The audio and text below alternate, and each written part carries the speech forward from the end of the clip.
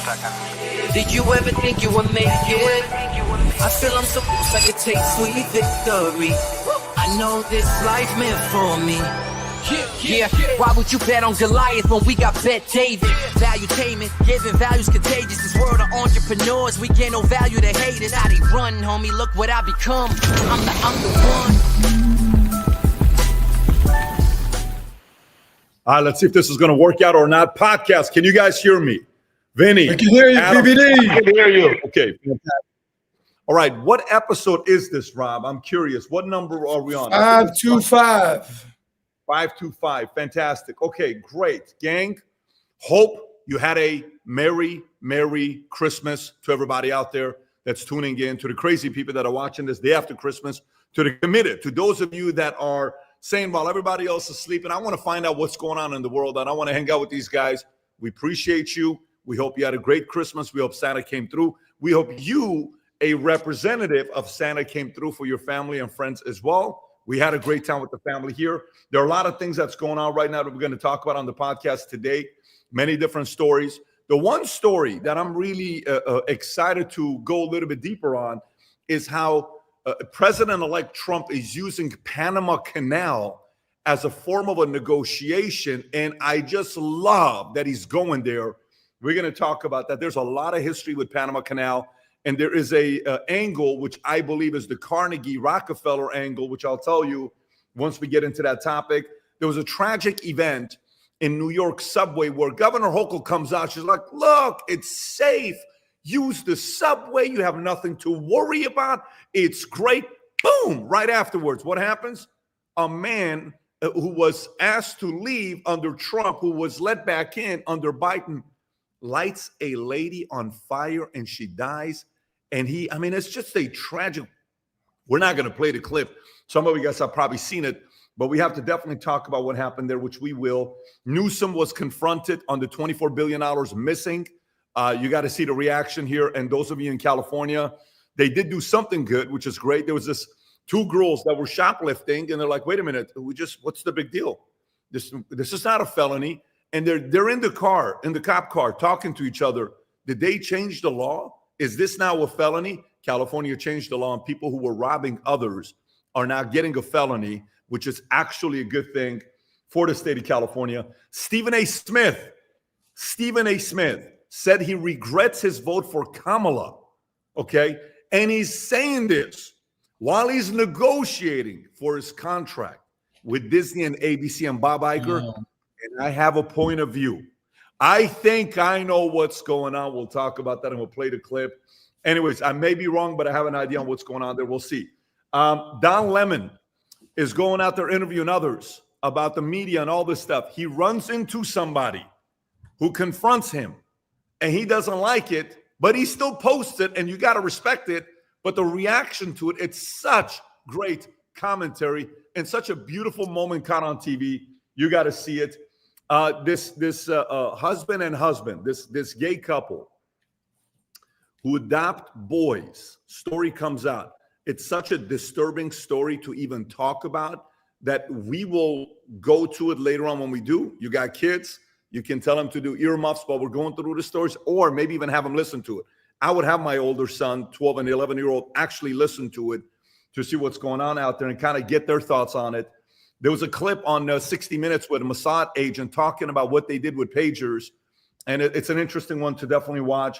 Nick Fuentes, we haven't even reacted to it. Apparently somebody knocked on his door after having killed 3 people and was there to take out Nick, but Nick was doing a stream. We got to talk about this because there's a lot of people that are streaming nowadays around the world, and it's a different season we're living in, but we'll definitely talk about that. In Orlando, a drone. Guys, I don't even know if you saw that. A drone fell on a kid. Kid had to go to the hospital and do a heart surgery. You know these drone shows that people do? Drones started raining on people. Rob, if you got the clip, let's get that ready. Later on, we'll get into it. I'm actually curious to know what the thoughts are with these drone shows. We were about to do a drone show at our Vol Conference event at the Breakers, and then last minute we decided against it. But we'll talk about that. Trump's 25% tariff on Canada could hurt the auto industry. We'll talk about that. Teamster boss sits down with Tucker and tells the time where he's talking to Kamala about whether they're going to get their support or not. And Kamala's answer, you have to see what she told the boss, which is interesting. It's revealing. And then there's a massive strike going on right now with Starbucks. 60 stores have already closed down. I think another 300 are going on a strike right now as we speak. It is a real thing. And then Azerbaijan had a plane that crashed that had 62 passengers and 5 crew members on. And it brought out 150 emergency workers. 45 vehicles were involved for the rescue. 38 people at the number as of a few hours ago dead. 29 survived. There's an investigation going on to see what happened there. Those are all the stories. Having said that, before we get into the stories, a couple things I want you to know about. For those of you that bought our gear, yesterday we wore the Future Looks Bright, what do you call it? Christmas gear. For everybody. It was sick. Rob, if you can go to vtmerch.com and go to the Future Looks Bright pajamas that we had on, it was absolutely awesome. We took a family picture together. And then these sweaters that say Happy Holidays, Merry Christmas. Our entire family was wearing this while we went to Disney World, while we went to, what do you call it, Universal. And we'll give you a little bit of insight in those two as well.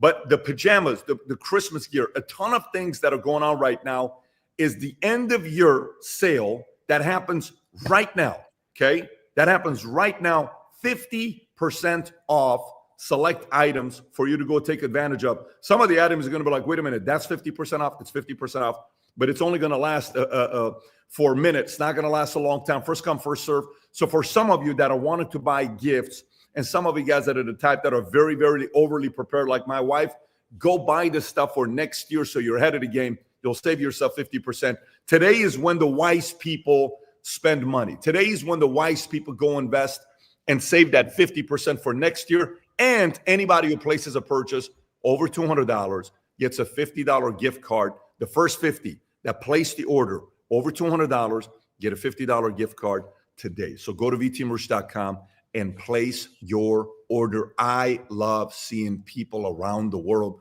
sport the gear Future Looks Bright, and everybody is starting to say Future Looks Bright. It's becoming a thing. We want 1 million people around the world to wear that. If you're somebody that's a fan of us and what we do and what we stand for, go out there and sport some of that Future Looks Bright gear, hat, shirt, whatever it may be for yourself. Okay, so let's get right into it. Gang.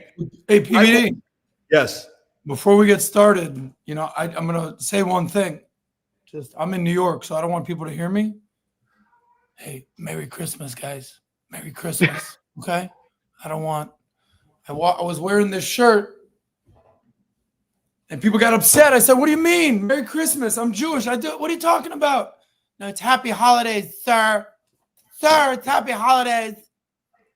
Well, it just says who you hang out with a lot. They roll their S's. I don't know why but it is what it is. Yeah. Like I said, 7 podcasts ago, we don't judge. We do not judge. We respect your choice on where you have. Merry Christmas anyway. I want to start off with Stephen A. Smith. So let's get right into it. Rob, here's Stephen A. Smith talking about his regret for the vote on Kamala Harris, okay? So we know, he says he voted for her. We know, we had him on the podcast. We talked about a lot of different things. I asked him if his mother, that's his hero, who I always, when I'm having dinner with Stephen A., the way his mannerisms are, it's unbelievable how he is at the table, how he is carrying himself around other people, so respectful. Somebody raised him right, his mother, that he always praises. He even said if his mother was around today, she may have voted conservative if she was around today. But watch what watch what Stephen A. is going through right now. Rob, if you got the clip of Stephen A. talking about Kamala, please go ahead and play the clip and let's react to it. Go ahead, Rob. Anybody could dismiss Donald Trump at this particular moment in time, not just because of him, but because of what we've seen the Democrats do. We're not falling for it any longer. The American people aren't falling for it any longer. I voted Democrat, and I got to tell you something right now. I don't like the fact that I did. I don't like what I'm seeing. I don't want to hear about, oh, we're about law, we're about a law. Nobody's above the law. Nobody's above the law. But then you go out and you pardon your son, and you try to blame everybody else for it. I don't want to hear about defund the police. I don't want to hear about, you know what, there should be open borders. I don't want to hear this stuff. And I don't think most of the American people want to hear that. And I'm no longer interested in, nor do I believe any of us should be interested in listening to a bunch of fear-mongering to tell us who we shouldn't vote for. Why don't you come up with a plan that tells us why we should vote for you? Vinny, I'll go to you first. Thoughts. Pat, I mean, listen, I respect Stephen A. A lot. I love what he does. I think he's one of the most, like, he's the guy that you want to listen to when it comes to sports, and he's actually very intelligent. I think this shift, Pat, is every single one of these people that voted because they were all, they weren't just BSing. They knew that they were going to be voting for her, even though they knew she was full of crap. I think this shift is what we're seeing with Cenk. I think it's what we're seeing with Chris Cuomo. Everybody now is changing their tune. Everybody. You know why? Because the market is telling them to. Okay? He's still a Democrat, true and true. Here's my question. You don't think he knew everything that she was saying was BS? 1,000%. That's the him hating Trump attitude that made him vote. Remember, it wasn't a vote for Kamala. It was a vote for it ain't Trump. And now every single one of them, just like Stephen A., are changing their tune because they have to. That train, the Democrat Kamala, I love change, that train, they got to jump off of it, or else their careers are going to be affected. And I think, who's he under? PBD, who's ESPN under? ABC and Disney. ABC and Disney. ABC and Disney. Who's in charge? Bob Iger. Those people are going, hey, listen, you know what? The market is saying it's cool to be like Trump. It's cool to dance and that. Let's get on the Trump train. And they're all doing it. Every single one of them. Adam, what do you think? Look, Stephen A. Smith, who we spent a lot of time with. I'll never forget the dinner that we had a couple months ago. Yourself, me, Tom, Chris Cuomo, and Stephen A. Smith. And the conversation was amazing. Sports, politics, relationships, dating, election, everything. Stephen A. Smith is one of the most consequential, monumental, eloquent, articulate wordsmiths of our generation. And he's simply more than sports. He's everything. He's politics, and he's dipping his toe into the water, but he's not swimming all the way into the deep end right now. Listen, if you're part of Disney and you're part of that ecosystem of ESPN, we saw what happened with Sage Steele. If you're the face of the NBA, especially when it comes to broadcasting, you have to walk a fine line. But much like me, who went through this metamorphosis and this sort of evolution of politics, he's going through this. We know how his mother raised him. She would be a true conservative these days.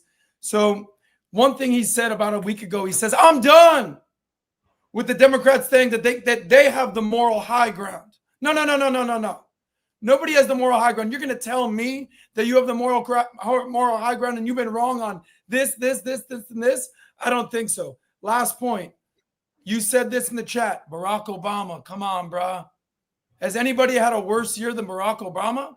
So we're going to see what happens with that. By the way, Stephen A. Smith, do you know how many people he can get on the phone like this? Hey, Michael Jordan, what's going on? Hey, LeBron James, what's going on? He called out LeBron James the other day. Kendrick Perkins tried to call LeBron James the GOAT. He said, no. Not when Stephen A. Smith is here, baby. Michael Jordan's the GOAT. So I appreciate what Stephen A. Smith does. I appreciate his voice. And give him time. Tom, thoughts? Well, I think Stephen A., is seeing facts and he's speaking to facts. He sees the facts and he's going down the list of facts. They did this. So things have been exposed at the election immediately thereafter. Stephen A. is seeing that and he's speaking to it. I respect that. Now, how much did he know? Did he have a hunch beforehand?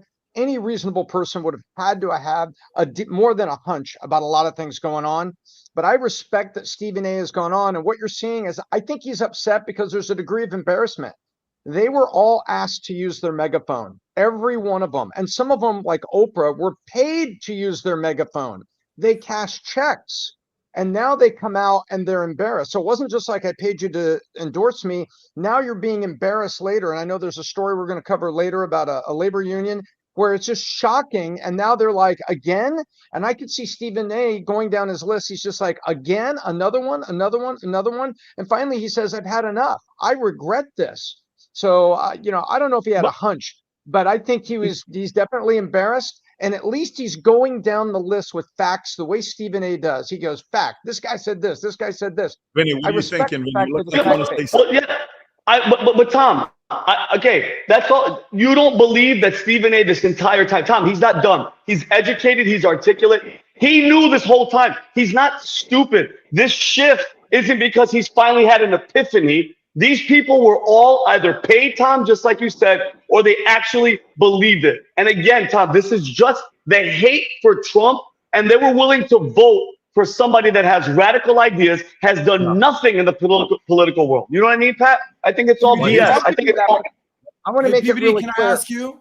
I was talking Because- about Oprah being paid. I was not talking about Stephen A. I did not say Stephen A. was paid. I No, said there I were didn't those say people you No, no, like no, did. Tom, Oprah. nobody So, thought did he that. have a hunch? I didn't say Did that. he have a hunch? Sure, he didn't. Stephen A. had That's a not what he hunch. said, Okay, Tom. Let now me get I'm PBD done. here. That's not what I said. He said Stephen A. got paid, and that's inappropriate stuff to say, Tom. Please don't do that again. That's messed Adam, up. you were saying something. PBD, I'm going to ask you a question here because I remember, I think, correct me if I'm wrong, Stephen A. Smith says, listen, I go on Hannity. That's my guy. Cuomo's my guy. By the way, he went on Fox News, Mark Levin, to make this comment. And he didn't say, I voted Kamala. He said, I voted Democrat, right? And I regret my vote. You know he's in the middle of contract negotiations right now. PBD, what are your thoughts where his head is at right now? Here's what I'm thinking about. It's one of two things, okay? And I'm going to give you which one I think it is. It's one, the contract negotiation isn't going as planned. Ooh. And he has said, F it. I'm out. This is how you guys want to treat me. I'm out. I can go make my own money and get my own attention and get my own eyeballs. I think his channel either crossed 1 million or is about to. This guy's going to get eyeballs. People are going to listen to what Stephen A. has to say. That's one, okay, where the negotiation's not going right and he's not happy. Let me tell you what number two is. Number two is capitalism will force you to go back to common sense. I think capitalism has kicked Bob Iger's ass in ways no one else physically has in his entire life. Let me explain to you why. You write a book that everybody reads, Ride of a Lifetime. You replace yourself with Bob Chapek. You leave, first co-CEO, then he's going to take over. Then you leave, then it screws up. You want to run for president, then you have to come back to save Disney, to save ABC. Valuation goes from $400 billion to $200 billion.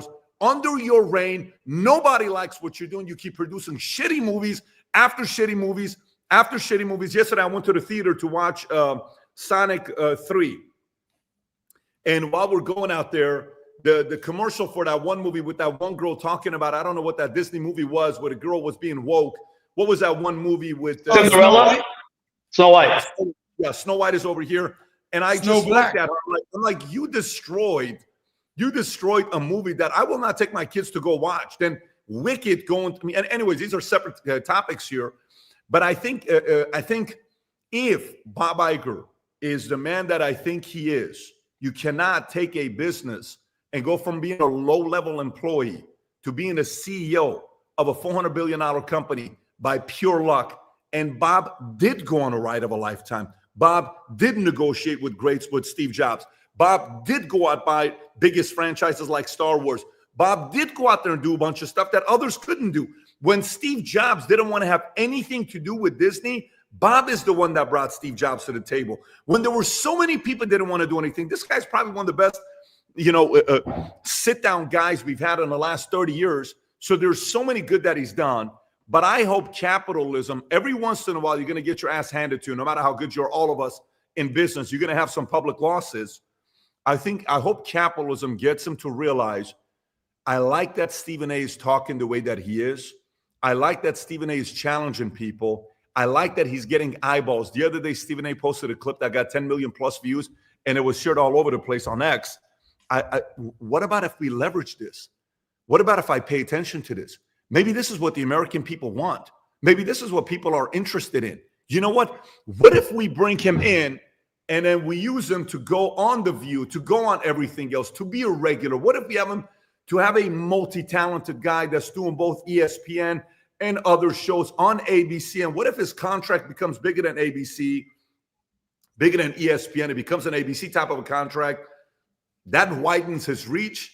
That widens the amount of money that he can make. I am hoping it's the second. I'm hoping the rumors about the kind of money Stephen A is about to get is factual. He gets it. And I'm being hopeful. We went to Disney World 3 days ago. And I'm walking around just look. Someone froze, PBD. Did PBD freeze?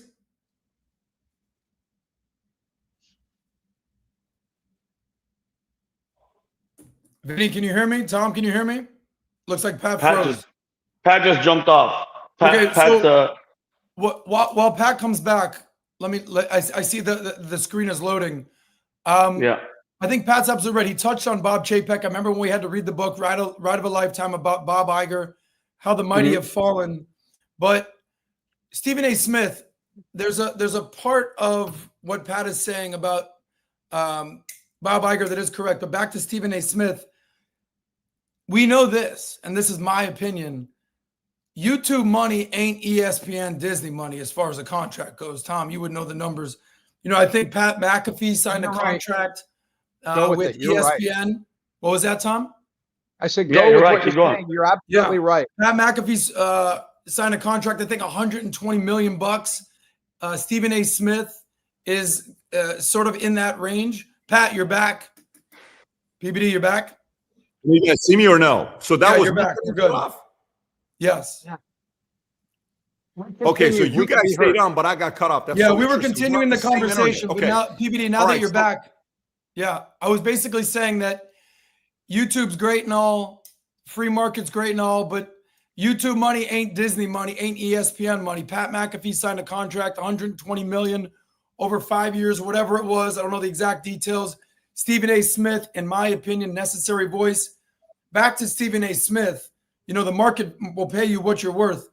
In your opinion, PBD, what's more important to Stephen A., the money or the voice and the freedom? Because you know on ESPN, you can't say everything you want to say, right? Yeah, but there comes a time in your life when you are not the number one with a network, not number one within a region, not number one within, you are number one. There's only one Stephen A. No one's ahead of Stephen A. There's only one Stephen A. Okay, who has the depth that he has. His.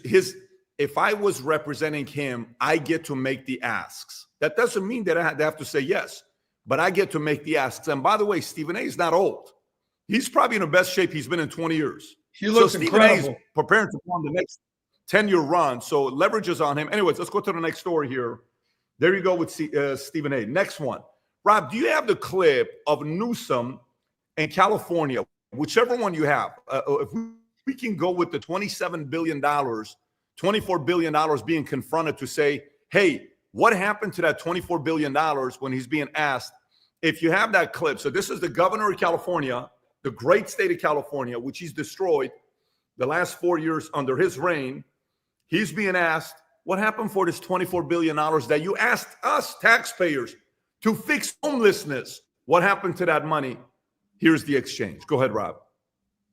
Doing enough to determine whether the money that's being plowed into homelessness is being well spent? One of the vexing issues that was highlighted in the audit was local. And each city and county has different strategies and approaches. We've tried to level set that. I'm sorry, Governor, I didn't hear responses to either of those questions. Do you acknowledge whether the money that the state isn't doing enough to ensure that the money is being well spent? The audit did not surprise me. The state has advanced unprecedented investments, you're correct, and unprecedented interventions demanding more accountability with state money at the local level. Yeah. What does that mean, buddy? Tom, what are your thoughts on Newsom and how he's being held accountable with the money and still doesn't give any answers? Well, guess what? The questions that are being asked publicly of Gavin Newsom are the ones that are being asked privately by people that are leaking out all over the place about Kamala Harris. What you saw in the Kamala Harris campaign, you take a big stack of money, you give it to bureaucrats and politicians, and they spend it on micro programs and stuff. And there's consultants and there's skim all over that. We saw it in the Harris campaign. Take the billion in the Harris campaign that disappeared, multiply it by 20 over a couple of years. That's what's happening in California. There are consultants in that was lost. There are individual cities that each did things their own way, which was wasteful. You know, the whole point of a state government is to say, we're going to do it this way in every city, and you get some efficiencies like that. If you run a business like that, Pat, you ran an incredibly successful, great nationwide insurance, you know, with one playbook for sales, you had everybody marching together doing it. That's not how it works. You could have a Republican city in Orange County, they get money. You could have a Democrat city in Santa Barbara, they get money, and then they do it themselves. And then they pay their own consultants. And it's waste and it's graft and it's a lack of leadership. And that's what he doesn't want to own up to. Oh, the audit didn't surprise me. You're in charge, dude. You're the governor. You're the one that can put down these guardrails. When there are wildfires in California, Pat, the way it works, the governor declares national disaster area and you have full coordinated efforts. Why? Because there's nothing to hide behind. The flames don't wait. You have to coordinate, you have to show leadership, and you have to get the fire out. But when you're doing this thing on homeless, well, we'll do this, we'll do this, we'll do this. Newsom has presided over something that is 20 times more loss than the Kamala Harris campaign. And what's the difference? Not much. Vinny. Well, Pat, as you know, I was in California recently for work for a Manek thing, and just seeing. First of all, it doesn't surprise me at all. And I don't know if it was just my computer, but this is coming from somebody that's always red and tan. Did he look overly red and like I thought he was like in a satanic costume, Halloween something? I don't know. His face was, he was playing the part very well. But I was just in LA, Pat, and I mean the homeless situation. Just driving around, I was like, oh my God. And mind you, I've been here in Florida for 3 years. It's gotten insane. And it's like, at what point are the people going to say enough is enough and stop putting these type of people in power? Because at the end of the day, Pat, I don't feel bad for you. If you keep voting for these people because, hey, I'm a Democrat and I have to go Democrat, it's on you guys as well. Because we keep hearing the thing, Tom, just taxpayer money. No, say what it is. It's your money, California. It's your money. And where's it going? Nothing is getting done. The streets are horrible. Homelessness is out of control. Crime is up. But they keep pretending it's like, hey, just as long as you're not, just keep voting for us. They keep giving all these promises and nothing happens. And it doesn't surprise me when it comes to Gavin Newsom, the snake in the grass that he is. No, it's not their money, Vinny. It's our money. It's the people of the United States and the future debt of the United States, because California received federal money on top of that for the homeless problem. Because on one hand, they opened the door, they talk sanctuary city, sanctuary state, but then they asked the federal government to help pay for it. It's the same thing that was happening in New York. And Eric Adams finally called it out and said, look, I don't want any more. We have to put it to a stop. That was after he was giving out ATM cards paid for by the American people, not the New York people.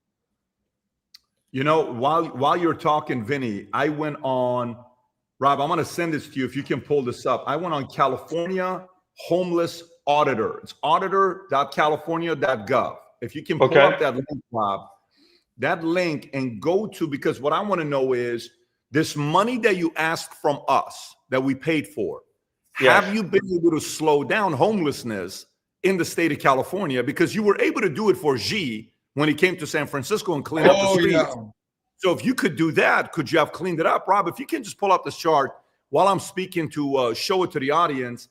And if you go to that page and go to the middle of it, you'll see figure 1 that says California's population of people experiencing homelessness has increased since 2013. Now, when did Newsom become the governor of the state of California? What year? So Governor Newsom, when did you become? Oh, keep going lower, keep going lower, keep going lower. Where it says figure 1, keep going lower. You'll see it right now. It's coming up. Keep going, keep right there. Boom. Zoom in a little bit if it's good. Look at that. California's population of homelessness from 2013 to 2015, it went down. So he's been a governor since when? I don't even know. 18, okay, so check this 18. out. 18. Okay, so 18, right? So prior to that, it went down from 2013 to 2015. So whoever was the governor was able to decrease it 3,000 people during that 2-year period. Then it goes up in 17, and in 18 he comes in, and it goes up from 131,000 to 181,000, even after getting the money. By the way, when did they get that money for? When did they get the money from California homelessness? 24 billion. When was it given? When did they get that money, Tom? Do you remember what year it was? Okay, California has spent about $24 billion on homelessness since 2019. Audit finds California spent $24 billion on homelessness in 5 years and didn't consistently track outcomes. This is a CBS story that I pulled up from April 9th, Rob, if you can pull this up. So they got the money from taxpayers. So imagine, like, it's kind of like this. You're starting a business. We raise money. You give us $24 billion. And every month, if you, the taxpayers, gave us $24 billion, what report do you want from us on a monthly basis? If you gave the $24 billion for homelessness, what question will you, the investors and us, say, what report do you want on a monthly basis? What's the most basic number you want to hear from us? Homelessness going up or homelessness going down? All you care about. And you mean to tell me in this article, CBS says at the top that the article says what? It says, even though they got the money, nobody was tracking the outcome, $24 billion. And then what does it say? California spent $24 billion, but didn't consistently track whether the huge outlay of public money actually improved the situation, according to the state audit released Thursday, with law making shift tens on the streets down and throughout California. Homeless has become one of the most frustrating, the intraceable issues in the country's most populous state. An estimated 171,000 people are homeless in California, which amounts to roughly 30% of all homeless people in the U.S. 30% of all homeless people in the U.S. are in the state of California under his watch.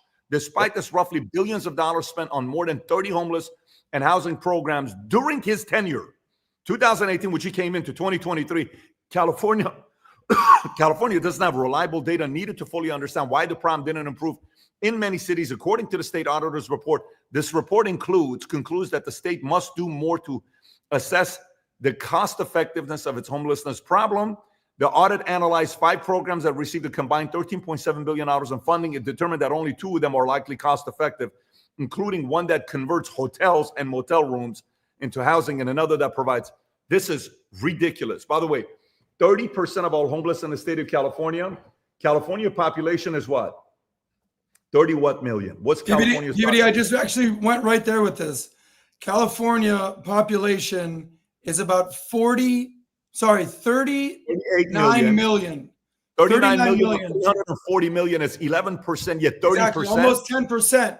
So 3x. Yeah, that's an F. What you give Newsom is a big F. By the way, the reason why this matters is because 2028, 2027, he is running for president.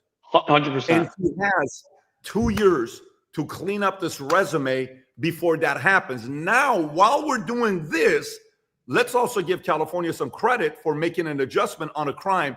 Rob, here's the state of California. And Adam, I'm going to come to you right after this. Yeah. Here's the state of California. In the state of California, what happens? They have a story of 2 girls that are shoplifting, thinking it's not a big deal. Rob, I don't know what page it's on, but I think you have the video. They're shoplifting. While they're shoplifting, they find out, wait a minute, why are we getting a felony? Why are we getting a felony? Oh, you're getting a felony because California changed laws. What do you mean they changed laws? Rob, can you put this clip on what happens in California that now it's a felony if you steal something over $1,000? If you got the clip, please go in and play it. These boots are gonna walk all over you. That's a felony? Bitch, new laws. Bitch. Stealing is a felony. This is a comedy skit. And this is Orange County, bitch. They don't play. That's why I asked what county is this. That's where I went to jail last year and got on probation for a year for stealing out of Target.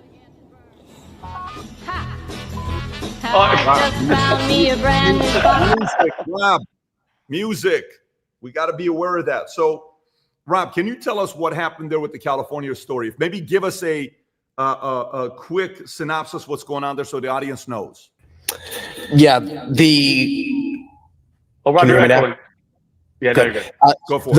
two women were filmed walking through several different Target stores, Walmarts. I believe it was 3 or 4 different stores in which they stole close to $1,000 worth of merchandise.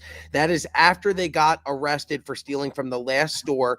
They're in the cop car, and the cops tell them, hey, this is now a felony due to the passage of a law. I'll have to find the law and look right now. Okay, so there's another clip I saw that a guy who gets caught shoplifting, while he's getting caught shoplifting, he comes back to court. He kept going through it because he's doing it. Then when he comes back to court, he realized the laws have changed and it's now a felony. He's like, wait a minute. The previous 6 times, I didn't get a felony. Now I'm getting a felony? What happened over here? Adam, your thoughts on this? Yeah, there's so much to unpack here right here. I remember Dave Chappelle did a skit one time, and it was a guy basically walking to the street, and a guy pops out. He's like, oh, don't do that now. That'll get you 5 to 10. And essentially it's like, oh, so you're a lawyer now? These 2 women in the back of the cop car, this is how change happens. When 2 women are in the back of a cop car being like, I told you Orange County don't play. I told you that we shouldn't steal. I told you that this is not a good idea. What are the chances that they knew the law that anything below $1,000 you cannot be arrested? What are the chances?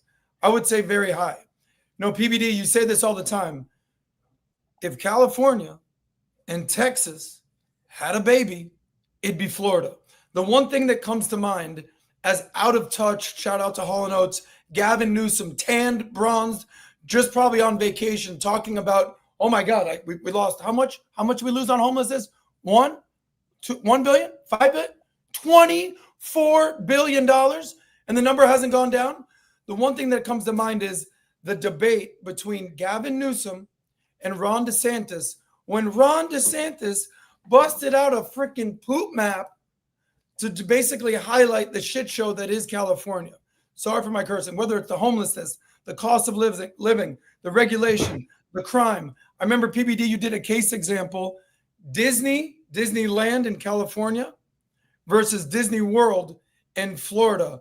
Wow, wow, wee, wow, wow. What an absolute stark example of the ridiculousness that is going on in California and the effectiveness that is going on in Florida. Let me show you this. Check this out. I just sent this to Rob. Rob, could you zoom in a little bit, please, so I can read this to them? All right. So California store prices, items go a little bit above. California prices are items at $9.51. So shoplifters will be arrested for doing so, can be charged with grand theft. So look what it says. If you look at it closely, warning, all items in the store are marked at $9.51, non-criminal discount applied at checkout for all paying customers only.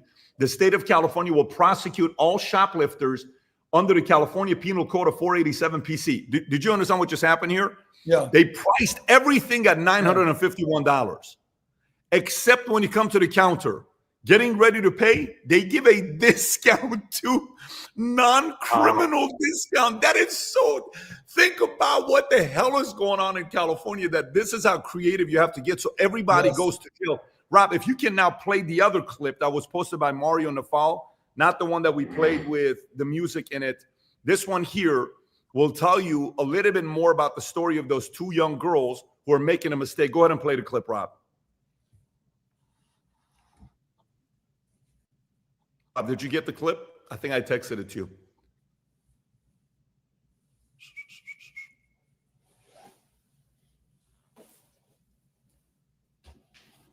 Rob, while you're getting it, Vinny, those dinosaurs that escaped out of those eggshells behind you, how are they doing?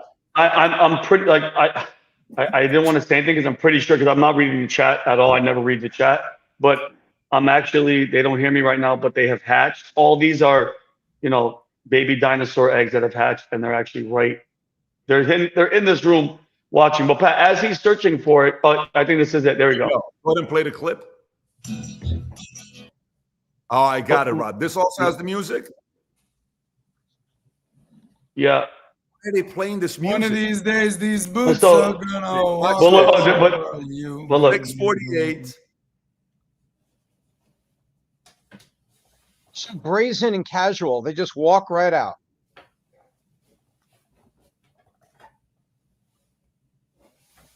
And then this is what? They're coming back to the same girl stealing more, 237. Oh, and they're getting this whole thing on camera and they're just walking out. And they went from Ultra Makeup to Target, and they have the orange bags that they took from Ultra Makeup. Oh, so it's tracking their entire journey. Rob, let it keep playing, Rob, unless if it's stop. Okay, there you go. So then more cameras catching what they're doing. Rob, is there sound or no? Or is that music still playing?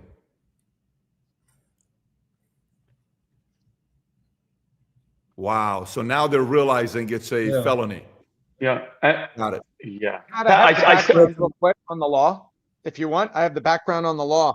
Prop 36 went before the voters, and the voters, California, 68.4% passed Prop 36. And here's what happened. The 950 is an important number because now they also said 950 could be aggregate. It used to be that if an item was under 1,000, now it's 950 as an aggregate. So when those girls stole all that stuff from Target and from Ultra, the cumulative total was over 950, and now you're arrested for a felony. And the larger girl that was on the right-hand side in the back of the police car, she knew it, was speaking to the somewhat shorter, smaller girl saying, hey man, it's a felony now. Voters, check this out. 10.3 million Californians voted yes on Prop 36. Make it a felony, make it aggregate.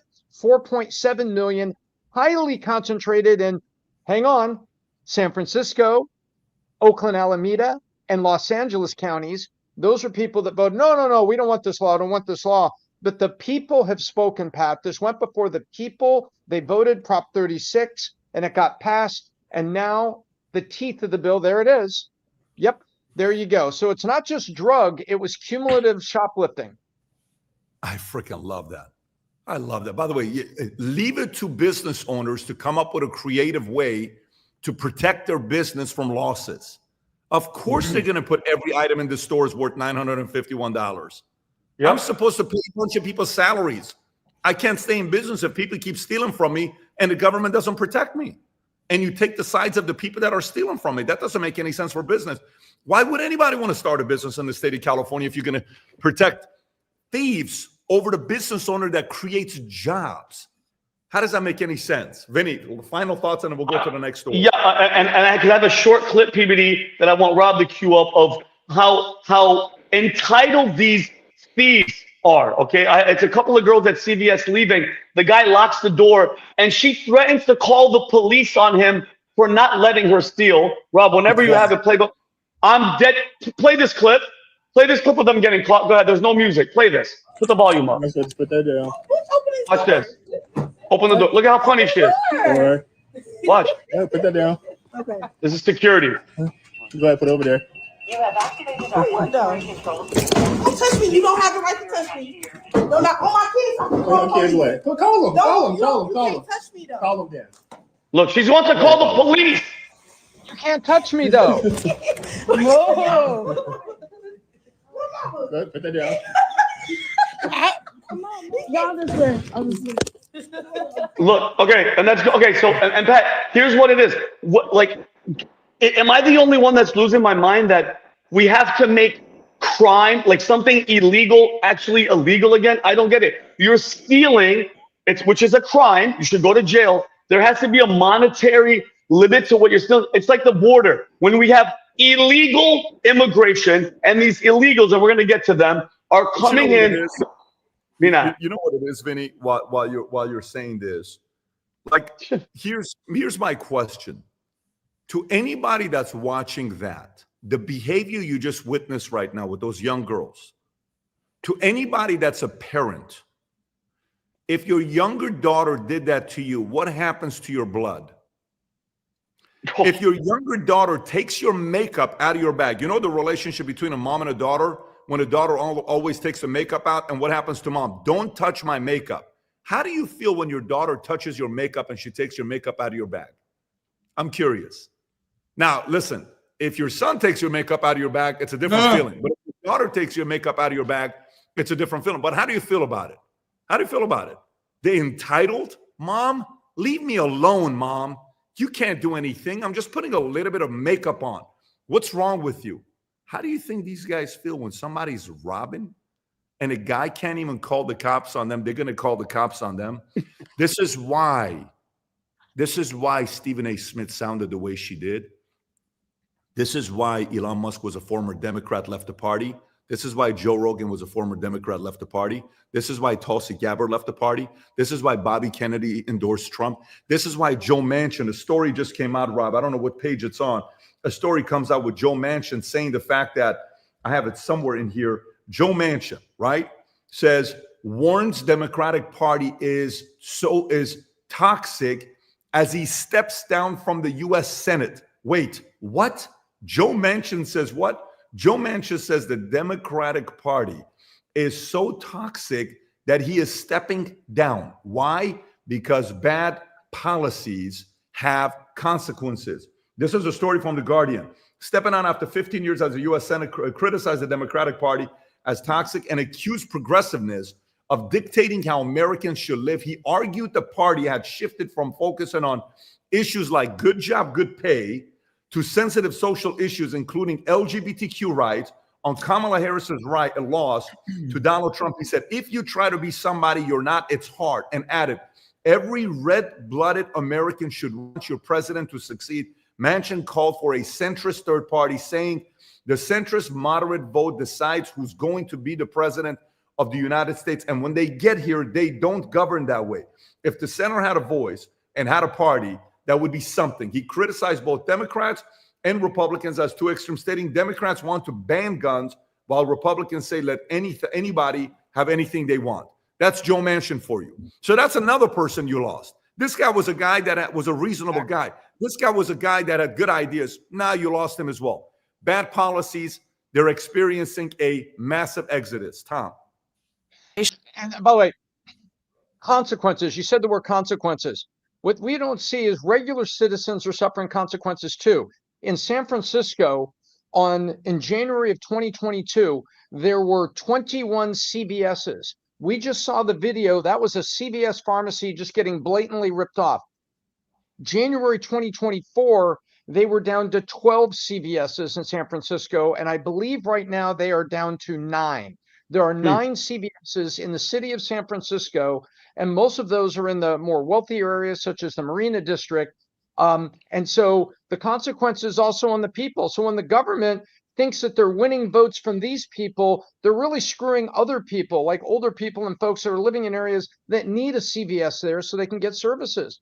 And Joe Manchin is right. The rebel policies that he's talking about, he says, isn't the Democrat Party, you recognize how you're not helping the people when there it is, CVS makes another SF store. When you run amok, the consequences are everybody loses. It's not just Manchin. It's what we just saw.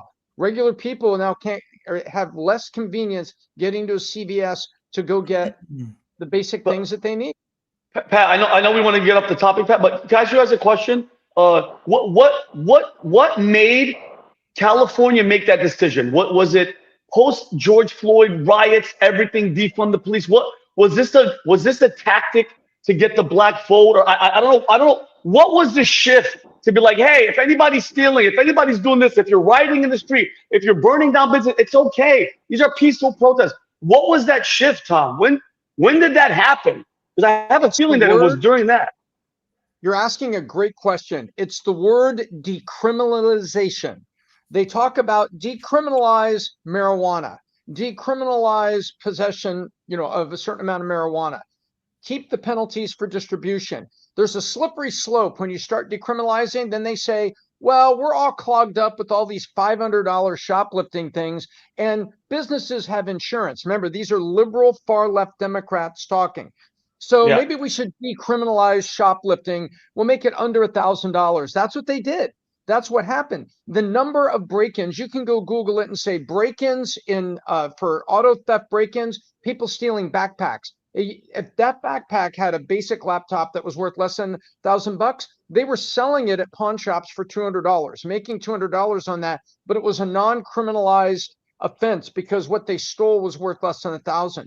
So guess what? Crime went up, actually, and the number of shoplifting cases went down. So what happened to society? Society lost. So were the courts less crowded with $500 shoplifting? Yes. But guess what happened? You enabled more crime. There it is. Vehicle theft reports. And it's also vehicle break-ins, Rob. It was vehicle break-ins in San Francisco that people would leave their cars unlocked with a note on the door that said, nothing in the truck, nothing in the seats. You would actually leave your car as clean as a rental car, if you know what I mean, and not lock it so that they wouldn't break the window and you wouldn't have to have your window replaced. But you left nothing in there that they could take, not even quarters sitting in the ashtray, nothing. So that's what happened. It's the word decriminalization, which in the mind of the liberal far left Democrat is these people are stealing to survive and they accept it. They accept it as a redistribution of wealth. That's how the Democrats think about decriminalization. Let's move on to the next topic. I have one quick point that no one touched on, PBD. I have one quick point. Go ahead, Adam. You got 30 seconds. Well, look, Joe Manchin, I've been talking and singing his praises for over 5 years now. Centrist, moderate, someone with common sense. The common phrase Adam, is, what's your point? I didn't leave the Democratic Party left me. But let me say the most important thing that we probably said in this entire conversation, and I'm going to say it. What's the common theme that's going on in California? It's not just Californians. It's not just women. It is specifically Black women. And I love my Black brothers and sisters out there. But let me say this, PBD, how many times have we discussed the biggest problem in America, which is the lack of a father in a home? Who's leading the league with single mothers? Well, it is African Americans. Okay. In America, 25% of all homes are born to unwed mothers. I think we're leading the league in single parents. The stats are showing that the world, 7%, the world with single parents, 25% in America. So then you have a situation where the stats show whites, 30%, I believe, are born out of wedlock. The national average is 40%. Latinos, my Hispanic friends, 53%. My Black and African American friends, 72%. If we want to improve what's going on here in America, we need to bring the father back into the home. Okay? It is 10 times more likely to be incarcerated, 20 times more likely to have violence, whether it's dropping out of school, whether it's teen pregnancy, what is lack of basic common sense. Black people, Latinos, even the white people out there, bring the father back to the home. I thought for a second you were going to make a point about BBWs. I'm like, what? I fully thought you were going to. Big girls need love too, brother. You're damn right. Because I thought that was like your flavor. But anyways, okay, let's go to the next PBD, part. You touched on this before. Many times, and I fully agree. And we got work to do. It's the hero-making machine. Who we turn into a hero is the issue. But let's go to this here. Panama Canal. Okay, out of nowhere, you hear the president talk about we got to take Panama Canal back. What? This lazy negotiation that was done in 1977, I believe, with Jimmy Carter. Lazy negotiation. And most people don't even know the history of Panama Canal. Rob, if you have the clip of the president talking about Panama Canal, I'd love to get into it. And by the way, for some of you that are not following this thing closely, let me start off by reading a part of it, and then we'll get right into it. Trump is teasing U.S. expansion into Panama, Greenland, and Canada. His ideas calling ownership of Greenland an absolute necessity for purposes of national security and freedom throughout the world. Greenland Prime Minister Knut Eget firmly responded, Greenland is ours. We are not for sale, and we will never be for sale. While Danish Prime Minister Mette Frederiksen reaffirmed earlier comments that the proposal was absurd. Trump also teasing annexing Canada on social media. And then last but not least, he suggested retaking control of the Panama Canal, calling it a vital national asset and urging Panama to lower fees on American ships. He warned to the officials of Panama, please be guided accordingly. Panama's president, Jose Raul Mulino, rejected the idea, stating every square meter of the Panama Canal and its adjacent area belongs to Panama and will continue to, and described Trump's comments as a manifestation of gross ignorance of history. Rob, play the clip. Has anyone ever heard of the Panama Canal? Huh? Because we're being ripped off at the Panama Canal like we're being ripped off everywhere else. The fees being charged by Panama are ridiculous, highly unfair, especially knowing the extraordinary generosity that has been bestowed to Panama. If the principles, both moral and legal, of this magnanimous gesture of giving are not followed, then we will demand that the Panama Canal be returned to the United States of America in full, quickly, and without question. I'm not going to stand for it. Okay, while you're going through this, guys, while he's saying this, I did a video on Panama Canal, Rob. If you go YouTube, type in Panama Canal, but David breaking down the whole thing. But here's 5 things you need to know about Panama Canal. The threats, Trump's threats to retake Panama Canal. This is from The Hill. Number 1, the Torrijos-Carter Treaty. Trump criticized the 77 treaty signed by President Carter that transferred the canal to Panama, calling it a deal where Carter foolishly gave it away for $1.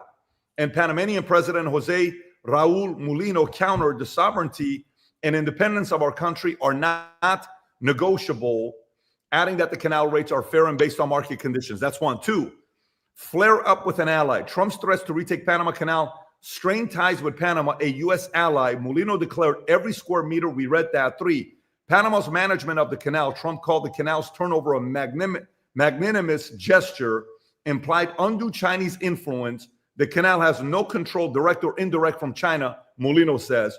4, for unwinding deals and treaties.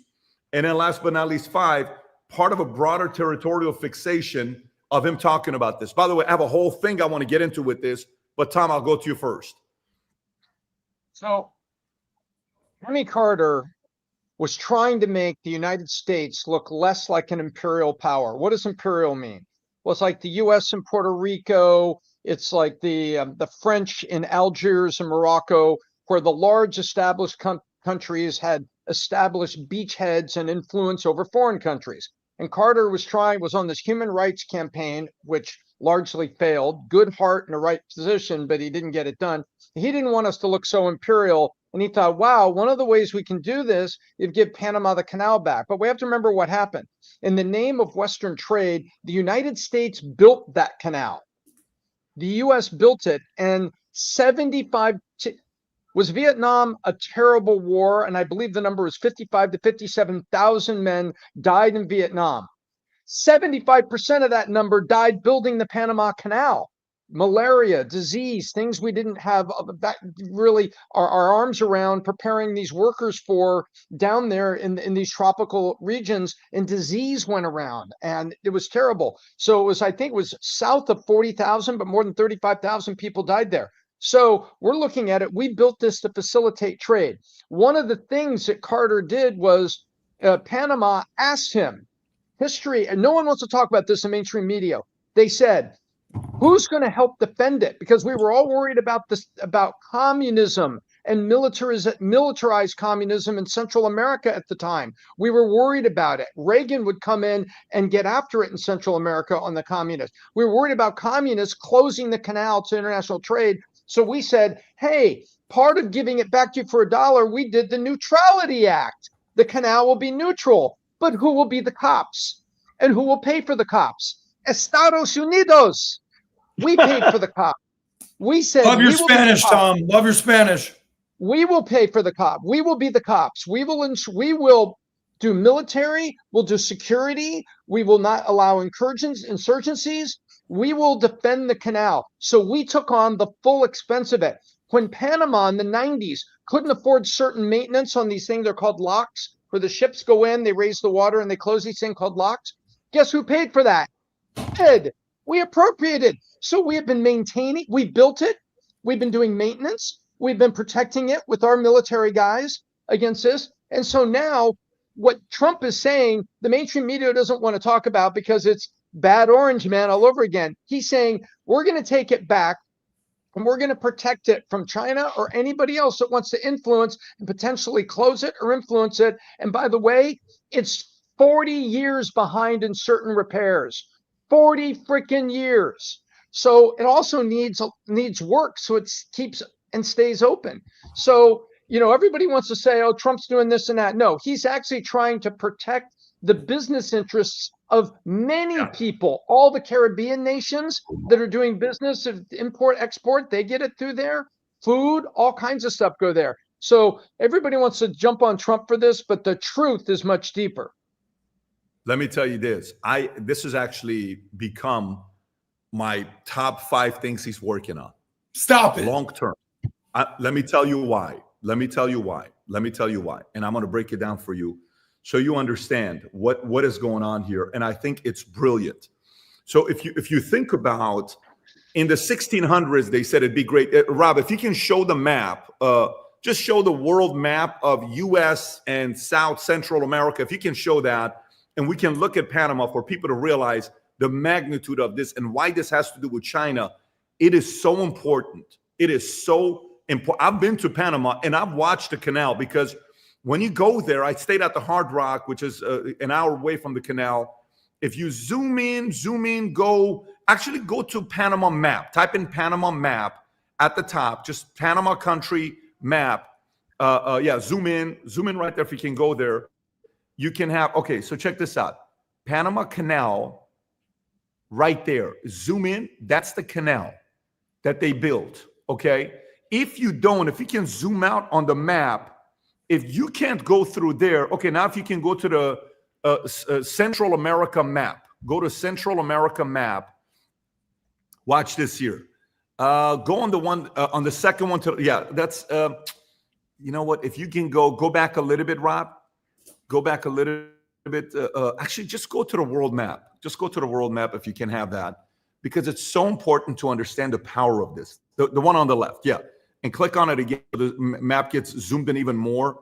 So if you look at that, if you don't, right there, Rob, you had it. Just go to that one, the pink one, If you can't go through the Panama Canal, you have to go, like imagine if you're coming from New York. Go to New York on the map, Rob, top right, pink. If you're coming from New York and there is no Panama Canal, you have to go all the way around the green to get to LA. Look at that. All the way around the green. And by the way, just to kind of give you guys some numbers on what that means. With the canal, it's only 4,970 miles from New York to LA. Without the canal, it's almost 13,000 miles, okay? With the canal, it's 12 to 14 days. Without the canal, it's 30 to 35 days, okay? And then when you look at dollar amount, with it, it's only $262,000 of fuel. Without it, it's $705,000 of fuel. Robbie can take the map out at this point. So then if you go from China to New York, China to come over here, because they're going the other way. So think China has to go the other way. From California, come all the way down to go to New York. Exactly. China to New York with the canal, 12,000 miles. Without the canal, 19,000 miles. So without the canal, it takes 45 days sometimes. With the canal, it takes, roughly, 25 to 30 days. So you mean to tell me this idea of Panama Canal was started in the 1600s? A French company started building this in the 1880s. They ran out of money and they kind of paused it. Then in 1904, do you know who was president in 1904? One of the greatest presidents we've ever had. His name is Teddy Roosevelt, who is president, comes in and they build the Panama Canal. Do you know how many people died building the Panama Canal? 27,000 people. Because to build a Panama Canal, you literally have to build bombs. They blew things up and people were dying. They were dying from starvation. They were dying from sickness. They were dying from malaria. They were dying from yellow fever. They're dying. 27,609 people died building the Panama Canal. U.S. builds it in how long? 10 years. And who becomes president in 1913? The face of the Progressive Party, which is who? Woodrow Wilson becomes a president. It gets done because of Teddy Roosevelt in 10 years. Who benefits from it? The world. Then who goes, who is known as a very noble, nice, kind man, good husband, good father, but a shitty negotiator and a president? A guy named Jimmy Carter goes and gives it up. For what? We didn't have to give that up. And by the way, Do you know why I doubled down on Trump picking up the Panama Canal? You know why I doubled down on it? It is the only way we can prevent China from having a chokehold on U.S. long term. It is the only way. By the way, right now they need funding to finish up the construction because there's a lot of challenges right now with the Panama Canal that people are not even talking about, where ships are getting stuck, the speed, all these things that are going through. They need, I think, $5.2 billion of funding. Guess who can help you with that? The U.S. can. I hope and pray and encourage for them to double down on this. I think this is an old school move of when Andrew Carnegie did not respect John D. Rockefeller, and John D. Rockefeller said, I'm sorry, what does Carnegie do? Carnegie steal? You know what we're going to do? Don't you need to move that steel? Yeah, don't worry. I have the railroads. Go ahead and move your steel. Go ahead. Move your steel. You're going to need my railroads. I hope and pray that the U.S. left, right, and center politically get behind this idea, because this benefits Americans long term, no matter if you're a Republican, Democrat, or an independent. Everybody should get behind the idea of Panama Canal that Trump is negotiating on. Vinny, I'll go to you next. Thoughts? Yeah, I mean, Pat, to be honest with you, I didn't know I wasn't like versed in the canal, but just from what you're saying, any rational person, left, right, center, it doesn't matter. That just makes sense. Okay, we have to get back to doing business, and Trump is obviously the freaking guy to do it. And speaking of Trump, Pat, if you don't mind, I want to read. I don't know if people read Donald Trump's Christmas tweet, but I'll read it, Pat. He talks about the canal in the beginning, and then Canada, and then goes a little bit to the left. He goes, "Merry Christmas to all, including the wonderful soldiers of China who are lovingly but illegally operating the Panama Canal, where we lost almost 30,000 people in its building 110 years ago, always making certain that the United States puts in billions of dollars to repair money, but have absolutely nothing to say about anything. Also, Governor Justin Trudeau of Canada, whose citizens' taxes are far too high, but if Canada was to become our 51st state, their taxes would be cut by more than 60%. Their businesses would be immediately double in size, and there would be a military protected like no other country anywhere in the world. Likewise, the people of Greenland, which is needed by the United States for national security purposes, who want the U.S. to be there, and we will." And then he goes on to saying Merry Christmas to the radical left and all that stuff. But I think he's making a pitch, Pat, and he's. I think the Canada thing is hilarious, but I'm all for the Panama Canal situation. I think it's a great idea. Tom, you were going to jump in and say something, Tom. Yeah, you know what? During COVID, remember we heard that that the Somalis and the Houthis were operating right there in a little area. And Adam's nodding; he knows exactly where I'm going here. With I'll pronounce it wrong. Djibouti. Djibouti. Djibouti.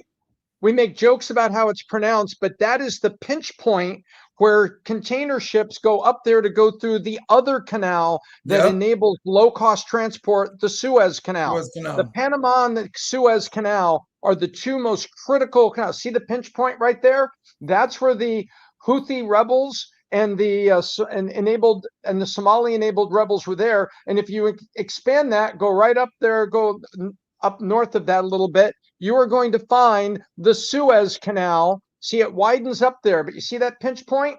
They patrol down there and they create problems down there. And by the way, that's led to huge inflation, because if you zoom out, these are called the Cape routes. What Pat was talking about is the Cape route around Cape Horn, which is Terra del Fuego, south of Chile.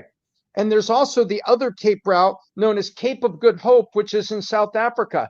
So the shipping containers have to go there. These two canals are critical. We didn't even know. We were really talking about the same political dynamic for the Panama Canal. We were talking about the Suez Canal when at the end of COVID, we had all the rebels there and the container ships couldn't get through. And people were saying that it was inflationary to the people of Europe just trying to get basic goods because they had to have that extra shipping cost line on them. So the canals in modern world, these two canals, are critical also to inflation because it keeps shipping costs down for people. So everybody wants to talk about Trump being imperialist. Guess what? He's also trying to keep shipping costs and keep that part of inflation down for the consumer. Yeah. Yeah, the moment you said Djibouti, I got offended. I logged off, but I'm back. I really like what you just said right there, Tom. When you start talking Well, by the way, appropriately, I who like did it. they Adam, turn last thoughts to? before we move on. Wait.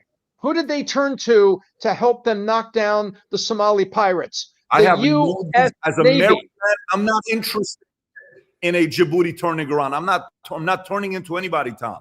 I'm married. I'm not interested in Djibouti.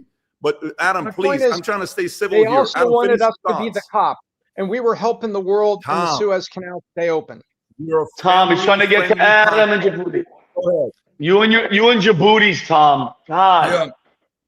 Well, Go ahead, Adam. PBD, I know you say don't repeat things that have already been said, but I'm gonna have to double down on that Djibouti straight up, because what we learned during COVID is the supply chain is a massive, massive deal. And I'm glad that you kind of gave some context to why what Trump is talking about is so important, because to me, this sounded like almost like, what is this? Is this a ramblings of a crazy person, or is he crazy like a fox? Because you said this is one of your top 5 issues, and I'm processing what you said, PBD, because if you go according to polling in the United States citizens, they're thinking border, immigration, cost of living, inflation, crime, abortion, healthcare, wars. I didn't have the Panama Canal on my bingo card. This was not something that Trump campaigned about. But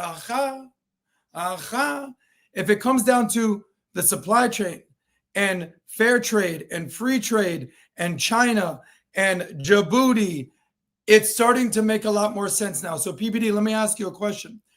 These 3 things that he's talking about, we're going to make Canada the 51st state. Oh my God, it's going to make Canada great again. All right.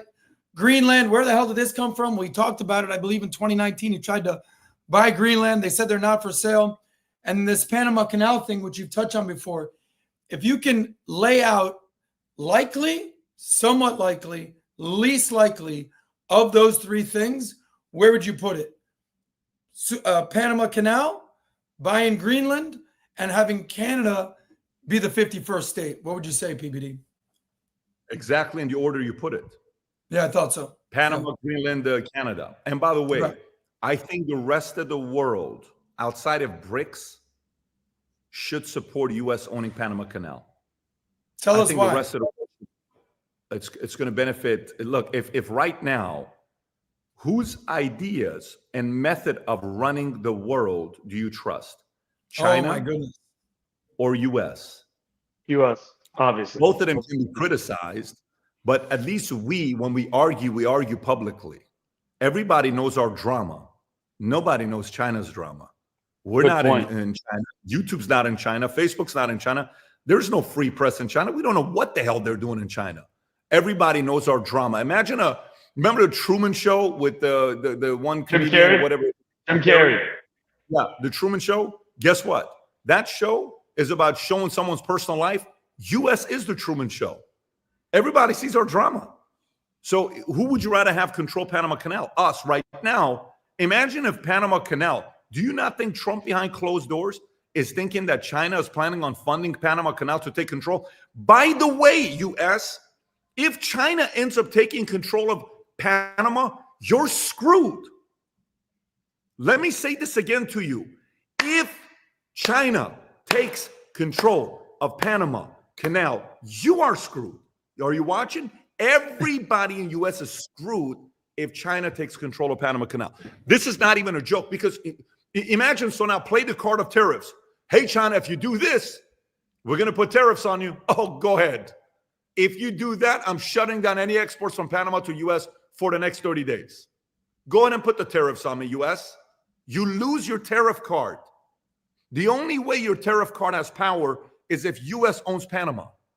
I think we need to find a way to get this thing done. I talked about this a little over a year and a half ago. I absolutely love this idea. But let's get to the next story here. So New York subway women burned to death by a Sebastian Zapata. Rob, if we have that, I don't know if I even want to play the clip. I don't want to play clip. But what we could do, Rob, is I'm going to go to the story. I'm going to read it. If he can show a picture of it, Rob, that'd be great. If we even have just a picture to show what happened there. So Sebastian Zapata, a 33-year-old migrant from Guatemala, was charged with first and second degree murder and first degree arson for allegedly setting a woman on fire aboard a stationary F train at the Coney Island Stillwell Avenue subway station in Brooklyn. Surveillance footage showed Zapata calmly approaching the woman who may have been sleeping, setting her on fire, with New York City Police Commissioner Jessica Tisch describing the act as one of the most depraved crimes one person could possibly commit against another human being. Zapata, previously deported by U.S. Immigration and Customs Enforcement, ICE, on June 7, 2018, under Trump, after illegally crossing into Arizona, re-entered the U.S. on an unknown day, according to ICE spokesperson Marie Ferguson. After his arrest by the New York NYPD, ICE plans to issue an immigration detainer at the location where he is being held. This happens, Rob, after Governor Hochul, if you have that clip, Rob, where she's walking around the, what do you call it, the subway. Saying you have nothing to worry about. Vinny, I'm about to come to you. Rob, if you can play that clip with Governor Hochul, and then Vinny, I'm coming to you. Rob, if you got the clip, go ahead and play the clip. Oh, you don't have the clip? Because she's actually walking around. I did send, I think I sent it to you too, Robbie. There's a clip of her. If not, hold on. Yeah, Rob, you can just go to X and you can find it right there. Just put Governor Hochul. And mind you, Pat, why? Okay, all right. But while he's looking for it, you're gonna see in the video that she's walking with security, armed guards. Like it's all a show, because at 3:40, she says it. Think about the timing. At 3:40, she goes, subways are getting much safer. And at 5:36, this woman is burned alive by this freaking illegal freaking demon, okay? And the sad reality, Pat, and I'm going to get into it, is that people were there, okay? And someone might have stopped this girl from getting lit on fire while she was sleeping, probably from working her ass off all day. But nobody wants to help, Pat. Nobody wants to help because they're going to be scared that they're going to be arrested. And just in case, well, if they kill this guy by accident, if they shot him or whatever, they're going to be labeled a racist, and they're going to be dragged all over media and be seen as like racist and horrible. But besides this, Pat, I think this guy deserves the death penalty, because if not, this illegal who doesn't belong in the country is going to get paid tax dollars, our tax dollars, to keep him alive for the rest of his life. And again, and I know I'm going to sound like a broken record, Pat, but at this point, I don't care, because you know who I am and you know who my enemy is. Alejandro Mayorkas, okay? This dude, Trump kicked this guy out. He's back in the country because of Alejandro Mayorkas. He's up in a freaking hotel with our money, okay, our tax dollars, all right? He should be prosecuted, Alejandro Mayorkas, because the damage he's caused, we haven't seen the full extent, by the way. Besides the illegals, all those terrorists, all the thousands of terrorists that are here, PBD, they're just waiting for the green light. They're waiting for the okay to do it. And on Sunday, this little rat, Mayorkas, admitted that his deputies could have blocked more migrants at the southern border, but he didn't, okay? This is ridiculous, okay? Enough is enough, especially when it comes to New York. Is it just me, Pat? Oh, on the day of that week that this happened, there were 5 separate stabbing incidents on the train in New York City. But everybody acts like it. And her going down there is a spit in the face. And I think the Tom Holm and the Border Czar even mentioned something about her being unbelievably ridiculous what she did. It's a shame. Shame on her. Rob, if you got the clip, if you can play it, because I think the timing of it, the audience to see this with got the clip on it. Persian music played. I'm on the subway train at Queen Center. I have a lot of, not quite last minute, but I have holiday shopping to do. I've got an adorable 2-year-old granddaughter, so it's a lot more fun to shop. I can take the subway wherever we need to go. Yeah. Which is why we've added so many more National Guard, over 250 more. Yeah. To make sure that your ride is as safe as it can be. Okay, so you know what's funny while this is happening? So, Tom, go ahead. You and I'll give my final Well, I got thoughts. 2 things to say.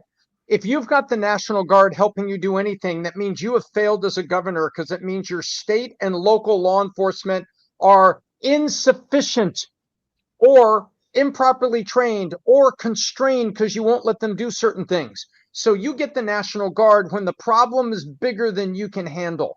That's what she's got on the subway. So the mere fact she's got National Guard, but I'm going to go to somewhere else. It says Kathy Hochul beat Lee Zeldin in the closest gubernatorial election in 20 years, going back to 94. She won 53 to 47 over Lee Zeldin. If you take a look at the way the precincts lined up, if the governorship had been up right now in November when Trump was elected, when you see the compression that happened, there it is, 53-47. When you see the compression that happened in the Trump election of how close it was for Trump, he lost New York, but it was far closer. Zeldin would have beat Hochul 4 weeks ago, would have beat her. So now what I'm looking at is New Yorkers, 2026 is coming. You need conservative leadership in the governor's mansion, number one. And number two, this situation, this is her Willie Horton moment. Michael Dukakis had a furlough program, and Willie Horton got out in Massachusetts in 87, 88 and killed again. And he was absolutely pilloried, as he should have been at the polls. Kathy Hochul, this is your Willie Horton moment. You have released people out that were deported. You've castrated your own police force and not let them do things that need to be done. And you've got the National Guard at U.S. taxpayer expense bailing out New York. New York citizens, 26 is coming. The midterms are coming. If they had elected a governor right now, Pat, Zeldin would have beat Hochul right now. It's coming. Change is coming, New York. So let me ask you a question. For some of us that were watching that video, who've seen the video, people are standing around. Was anybody doing anything? No. Did anybody jump in? So let's ask the question that nobody would ask. Why didn't anybody jump in? What's people the risk if I to jump be in? Daniel Penny. Yeah, exactly. Daniel, yeah. So the question becomes, if I jump in, I'm going to be criticized. My life's going to be over. I'm going to be Daniel Pennied. Do I want to go through that? But the reality of it is, based on how and who you recognize as a hero and a demon, the media sold Daniel Penny as a bad, evil person. So guess what? People are afraid to be Daniel Pennies. By the way, if there was a Daniel Penny there that we turned him into a hero for protecting someone's lives and other people's lives, somebody would have jumped in there right now because they want to be the next Daniel Penny. But no, because you don't want to turn the hero-making machine. Mainstream media gets a part of the blame for that woman no longer being here with us. Mainstream media gets a part of the blame for that woman, whoever she is. I don't know her background, but she's someone's daughter, she's someone's sister, possibly, and she's someone's spouse, possibly. She's someone's friend, she's someone's cousin. But because you crucified, in media terms, Daniel Penny, everybody's like, ooh, I'm not going in there. I'm not going in. What are you going to do to the guy? I'm not going to do nothing to the guy. I'm not going to jump in. I'm not going to jump in there. You are preventing the next heroes from rising up, and you're giving birth to more jokers from the movie Joker, Joaquin Phoenix, because that's your hero, New York. That's your hero. Your hero is that, not Daniel Penny. And so somebody is looking at that. You know what parents are saying? Honey, don't do anything. Son, don't do anything. Don't do anything. No. Don't jump in there, babe. No. Don't do anything to the guy. Don't do anything. You know what they're going to do? Don't do it. Come here. Instead of, hey, what are you doing? It's a shame. It's an absolute shame to see how you handle yourself where we forget who the true heroes are.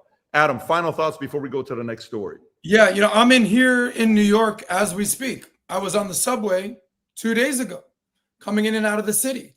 And this is something that people are talking about specifically on the subway. And in the subway in New York City, it has a famous phrase that we've all heard before, but a lot of people are scared to do. If you see something, say something. But beyond that, beyond saying something, do something.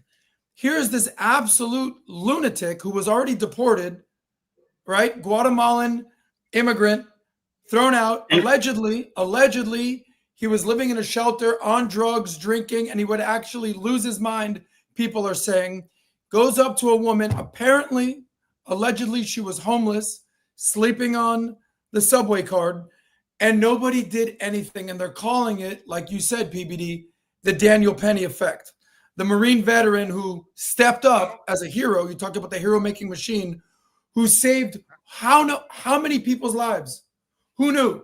How many people's lives did he do? So they're trying to track down family members for this woman that lost her life. So you're talking about the hero-making machine. Here he is right here. Are we playing this video? No, you're not. No, this is just him before. Okay. I think this is after the fact that he already killed her.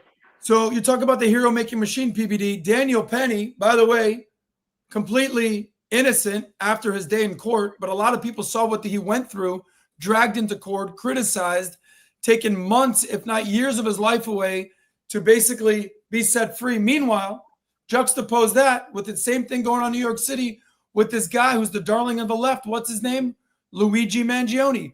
Point blank, I'm not even saying allegedly, I think it's pretty clear, killed the United CEO, Brian Thompson. But this comes back to me to one thing. Everything that happened with the girl called Laken Riley. Okay? Here's a red-blooded American. She was a nursing student at UGA. Her head was freaking bashed in with a rock by a Venezuelan illegal migrant who, quote unquote, went hunting for women. We read the letter on the PBD podcast, the letter to her future husband. Are you kidding me? So there's a rallying cry to many Americans with common sense that are saying, no. The wide open border, no. We're done with this. These sanctuary cities, enough with this. So we're going to see what happens here in New York. I know that we're calling out Kathy Hochul, but Eric Adams, what's going on? I don't know what's happening with him. Apparently, he's working on a deal with Trump. From what I'm hearing, that there might be some pardon in store if Trump can help get some of these illegal migrants out of the sanctuary city. But New York is not the same city that it used to be. I'm here right now, and you can feel it in the air, and it's depressing. I know you want to move on. I want accountability. Listen, I know we keep talking about this. Accountability. This guy is illegally here, should not be here, and this isn't a one-off. How many times does this have to happen to where we have to go? Because mind you, the border, as we speak, is still open. They haven't changed anything. Trump is in it for another month, so the border czar comes in, but it's still happening, and they're still coming in, and there has to be consequences. And Pat, you called this about a month ago. That guy deserves the death penalty. End of story. If he's convicted, because I mean, we all know he did it. He's on camera. He did it. He has to lose his life. Okay? Because or not, they're going to keep doing it. They're going to keep doing it because you know what? They're going to be put in jail, and we're going to pay for it for the rest of his freaking life. We're paying to keep that guy breathing while this poor girl burned to death. And one of the worst ways that you could freaking die, burning alive. And he's making videos of himself and posting it. That's unbelievable, bro. Unbelievable. January 20th can't come any faster. It can't. Yeah. There's no question there. And Tom, were you going to say something? So I want to go to the next story. No, I was just saying, getting back to your original point, this is Marxism. AOC point blank said she blamed weeks ago Daniel Penny was to blame for the subways being unsafe. Marxists want revolution. So someone that it goes out and kills and does this is a tool in their war. It's the war they see from their side. She can't fall for that. Yeah. No, you're right.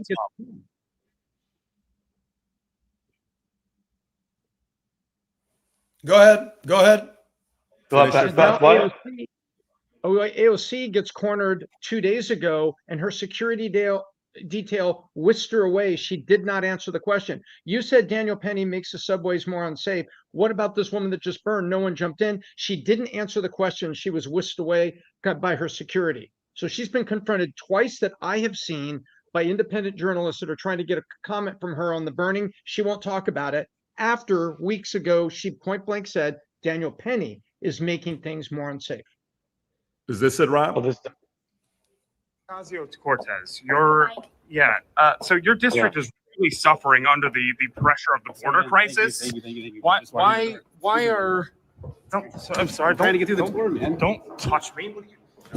What? Your district is very much suffering through the border crisis. Why will you not? No. Get out of my way. Excuse me, sir. Get out of my way. Dude, fucking get your hands off me. What?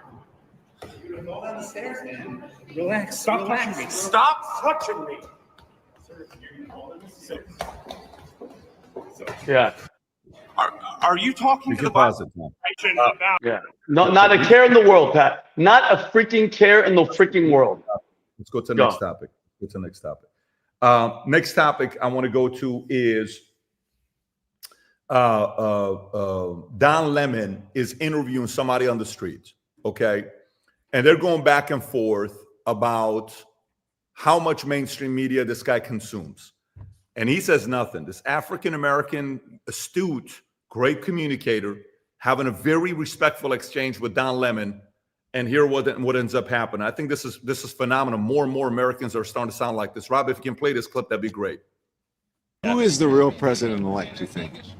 Donald Trump won, I believe. Democratic lawmakers in Washington are calling Elon Musk President Musk now, and they're saying Donald Trump is the vice president or the head of communications. What's? Wait a second. No one said that. Really? Have you not watched and paid attention to the Absolutely news? not. I'm paying attention to what I'm doing during my day so I can try and get a better life and get ahead. Okay, do you have your phone with you? I do. Why don't you Google right now? Yes, tell me. President Musk and see what comes up. No. But that's already a loaded question, you realize. Tell me, give me the sources. Axios, Business Insider. Oh. We don't trust Keep any going, of these. The keep common going, man doesn't keep trust any going, of this. keep going. ABC News, Oh, Washington keep Post, going. New York Times, The Atlantic. Oh! I don't trust any of these. Oh! No, I don't trust any of them. Oh! I don't trust any of these. We're the common man. We don't trust any of these. No one trusts the government. No one trusts the common news. We don't trust any of that anymore. Well, Independent news, we are the ones that own the news now. People trust me. They don't trust MSNBC because I care and I'm actually one of them. Can't disagree with you. Okay. Because Well then. I get a lot of people coming to me saying, I only I'm watch, saying. I don't watch corporate media anymore. Right. Vinny.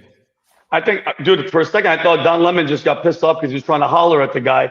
But it's like, can you fall from grace more than Don Lemon? The guy is freezing his balls off in the cold, asking questions in the street. I think it doesn't get worse than that. From one of the main faces of CNN, now you're groveling in the street and you're still getting your ass handed to you. It's like, at what point is somebody like that, like Don Lemon needs to hear this? Dude, just give it up.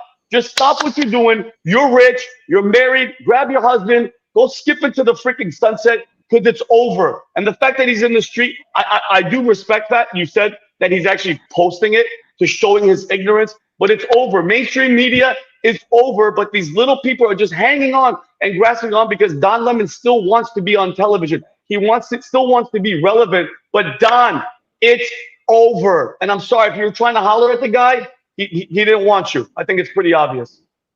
I think the star of that clip wasn't Don Lemon. The star of that clip is a citizen that says, I'm just trying to do to live my life and get a little bit better. I don't trust any of this. And that is a message they don't want to hear. The star is that guy just speaking up and pushing back and getting a little loud, saying, no, you don't understand. We don't trust any of that. I'm just out here trying to do my stuff, trying to make my life better. That's the star. That's the American citizen that they don't want to hear from. Adam. Well, credit goes to the guy that started this whole conversation, PBD, when you basically called it a few months ago, where the media would come out there and basically say it's President Elon Musk, Trump is not the one running the country, Elon's the puppet master, and here's a living, breathing example of Don Lemon getting out there on the streets, freezing his tuchus off, going out there and parroting the same things that we've been talking about, that the media has been talking about. What was so interesting to me is that every time Don Lemon read the media outlet, Axios, oh, Washington Post, oh, CNN, oh, as if that was like the zinger or the mic drop. And then the guy is like, yeah, I don't trust any of those mother suckers. We trust independent.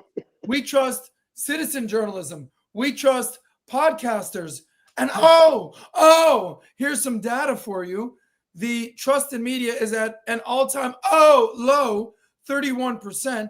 But if broken down by significant party, Democrats trust the media 54%, high level of trust. Independents, 27%. Republicans, only 12%. This is coming from the 1970s when trust in media was 70%. Oh, how the mighty have fallen. Yeah, you know what it is. I love the fact that Don posted this, that the rest of the world gets to see and react to, which means he doesn't have a thin skin to at least have people laugh at him and disagree with him. Good for him, at least at this point. I don't know what he's going to be doing next. But the concept of citizen journalism is increasing in ways we've not seen before. This started 10 years ago, 14 years ago, when it was like Vice and, what was when people were going into the streets of New York to go against Wall Street. Occupy Wall Street. Peter Schiff. Peter Schiff goes out to, hey, I'm a millionaire and I'm this. And what's your problem with it, right? And that one time that he got millions of views. I like what's going on. I like the direction it's going right now. And I actually think one of the biggest victories Trump's camp can have is to increase trust in an administration. I'd love to see that happen.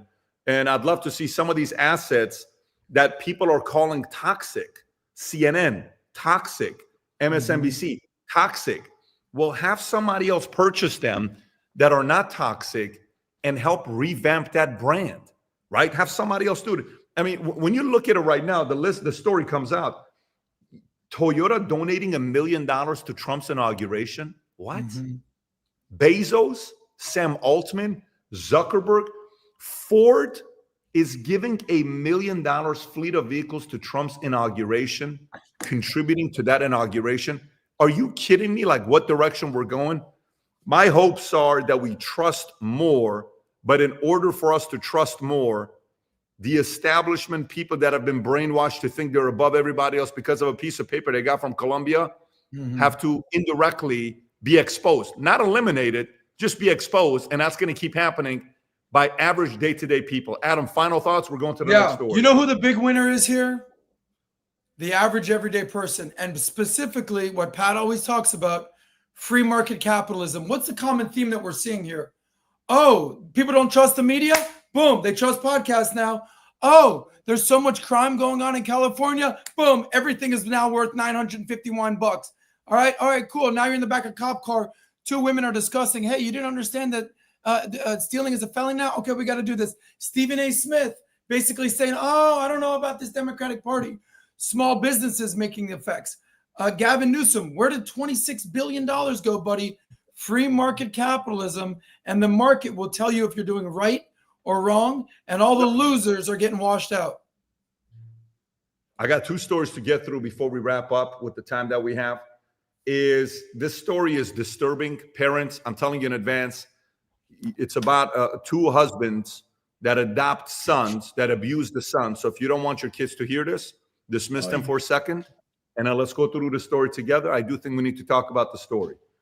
Husbands who abused adopted sons in House of Terrors, slapped with massive prison sentence. William and Zachary Zulok, a Georgia couple, were sentenced to 100 years in prison without parole after pleading guilty to multiple charges of sexual abuse after their two adopted sons, including aggravated sodomy, incest, and sexual exploitation of children. The crimes came to light when the National Center for Missing and Exploited Children tipped authorities about homemade child sexual abuse material, CSAM, linked to the Zulok's IP address. Investigators found surveillance footage and electronic evidence, including graphic images and messages documenting the abuse. District Attorney Randy McKinley described the Zulok's home as a house of terror, stating the depth of defendants' depravity, which is as deep as it gets, is not greater than the resolve of those who fought for justice and the strength of the victims in this case. By the way, Rob, this is not even the full story of it. If you go to New York Post with the story to read what else is in this story, these guys were selling these boys to others. These two guys were selling the boys for other men to abuse their adopted sons. Think about this story. So the question becomes, this is the one. If you can go a little bit lower, Rob, to keep going a little bit lower, lower, give us 34, 3600 years, keep going. Those are the two of them defendants. Keep going, Lord. The two brothers were 12 and 10 years old. The couple raised them under this guy's.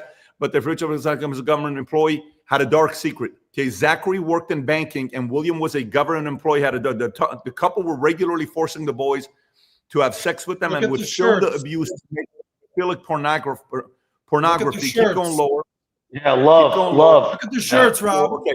Evidence showed that they even begged about the abuse to twisted friends, with one telling police Zachary once sent a Snapchat message reading, "I'm going to F my son tonight, stand by," along with images of the boys being abused. And they allegedly used social media to pimp the boys, at least to two men, in depraved local pedophile sex rings. The couple were arrested in 2022.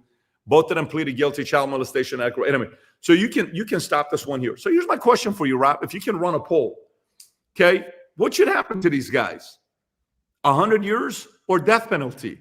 Because just yesterday, I watched a mother with two daughters talking about one of those 37 people that had a death penalty that Biden changed to life sentences, okay?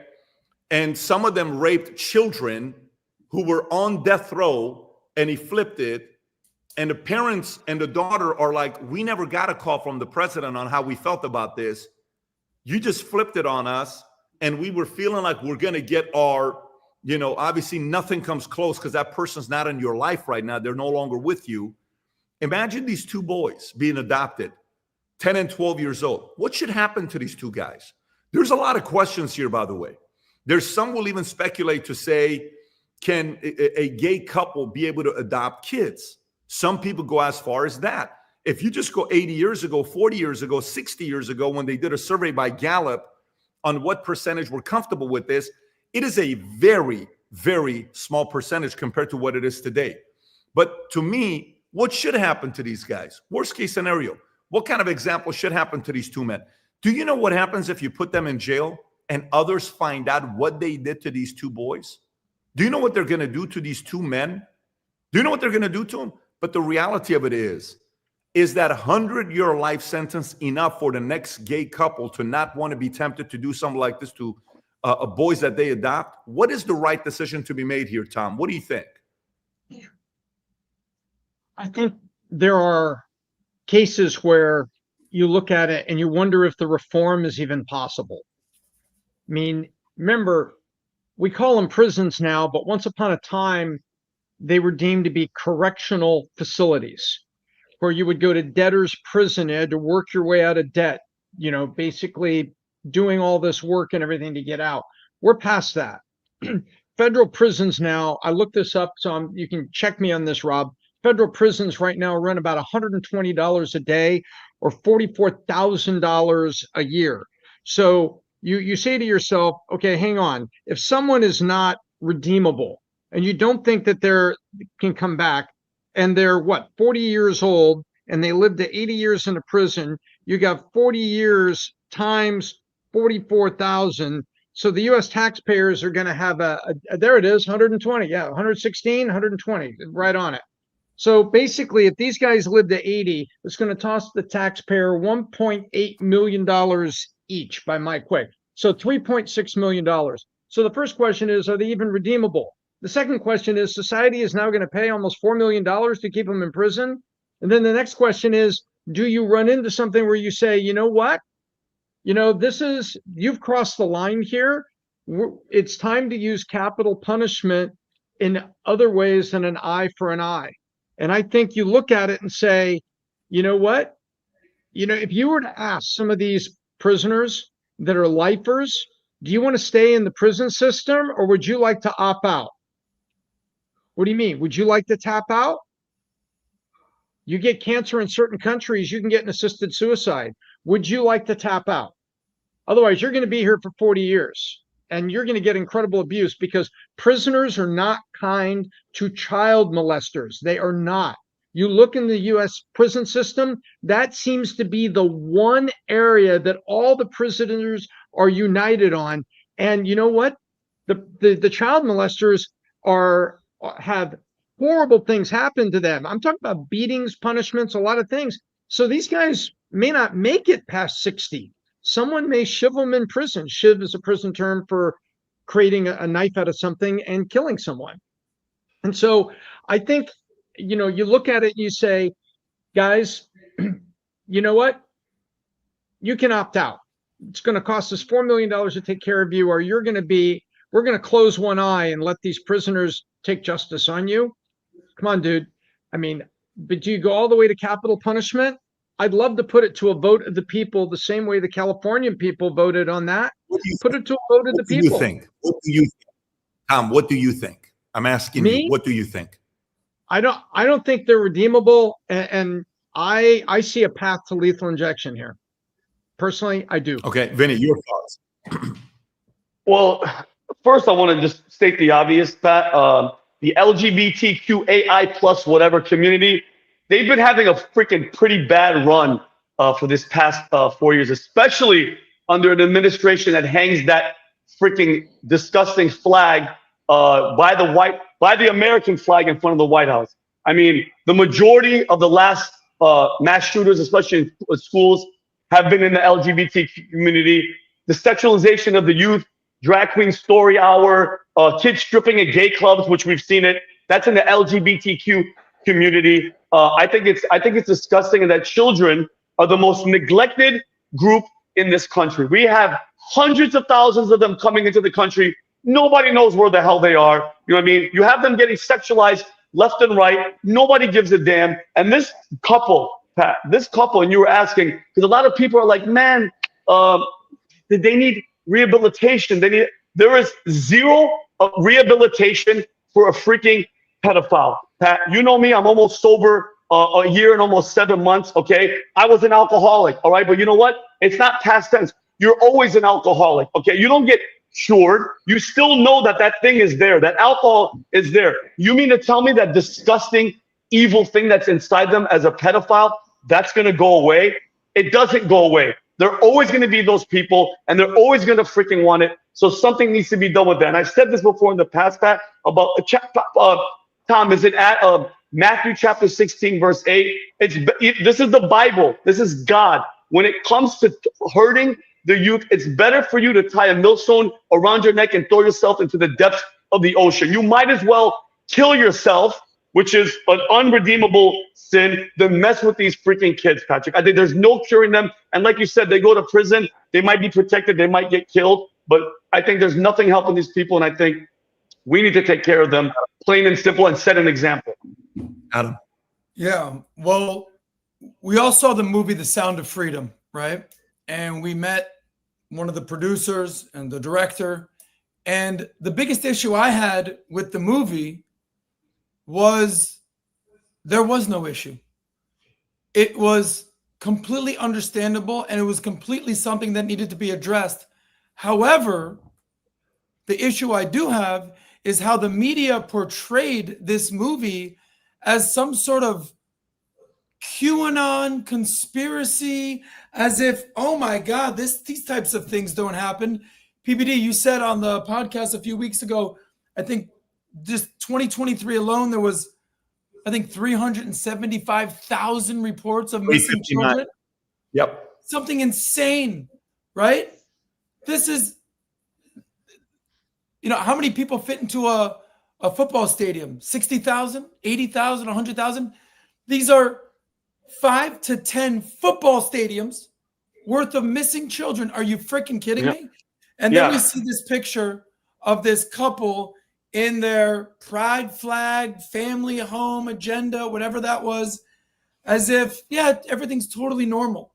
So, you know, I think you asked the question, what should happen to these people? Without a doubt, castration, done. You're losing your Johnson. Sorry, guys. You're never going to be able to do this again. And by the way, Tom touched on this. In the prison system and in correctional facilities, there's an unwritten code. In PBD, you've interviewed mafia, criminals, drug dealers, the whole lot. At the top of the list, at the criminal pyramid in terms of payback from fellow inmates, it's crimes against children and sex offenders, no doubt. Beyond that, snitches, informants, former law enforcement below that, the weak and vulnerable below that.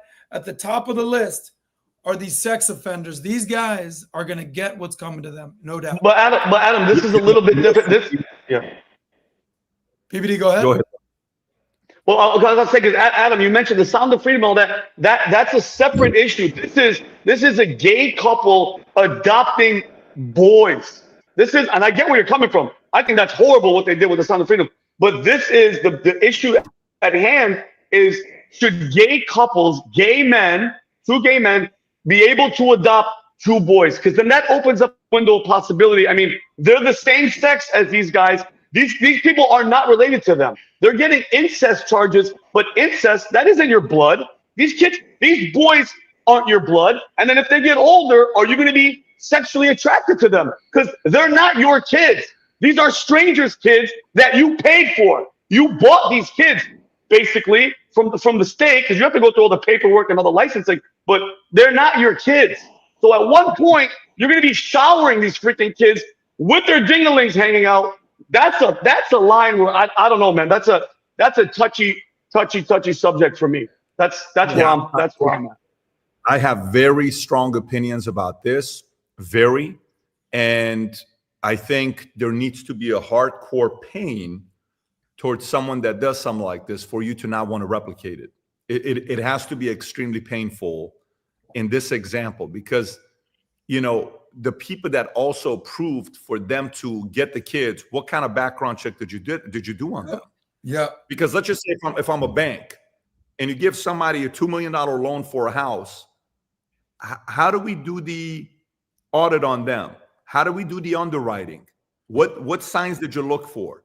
Outside of the credit score, what else did we see? Income to debt ratio, what else did you look through? How much cash savings did they have? Did they get fired recently? Did we call reference checks? What do we do to give these guys $2 million for a loan that after 3 months they can't make a mortgage payment? So what is the underwriting process for a gay couple to be able to adopt a son? What did they do? What is I want to know the depth of that process so much before we move forward and say yes to it, and a certain level of accountability where boys are going to be interviewed every month to say, how's the experience? What's going on? And for about a good 3-year period, until you get this, the boys need to come and be reported on how they're doing and checking them out to make sure they're good, they're healthy, until afterwards they're like, okay, cool. It's been 3 years. At this point, typically takes us 6 months to find out that you're good. At this point of the process, in the insurance space, they call it the incontestability clause for the first 2 years. Yep. I can look at everything. I want to have an incontestability clause.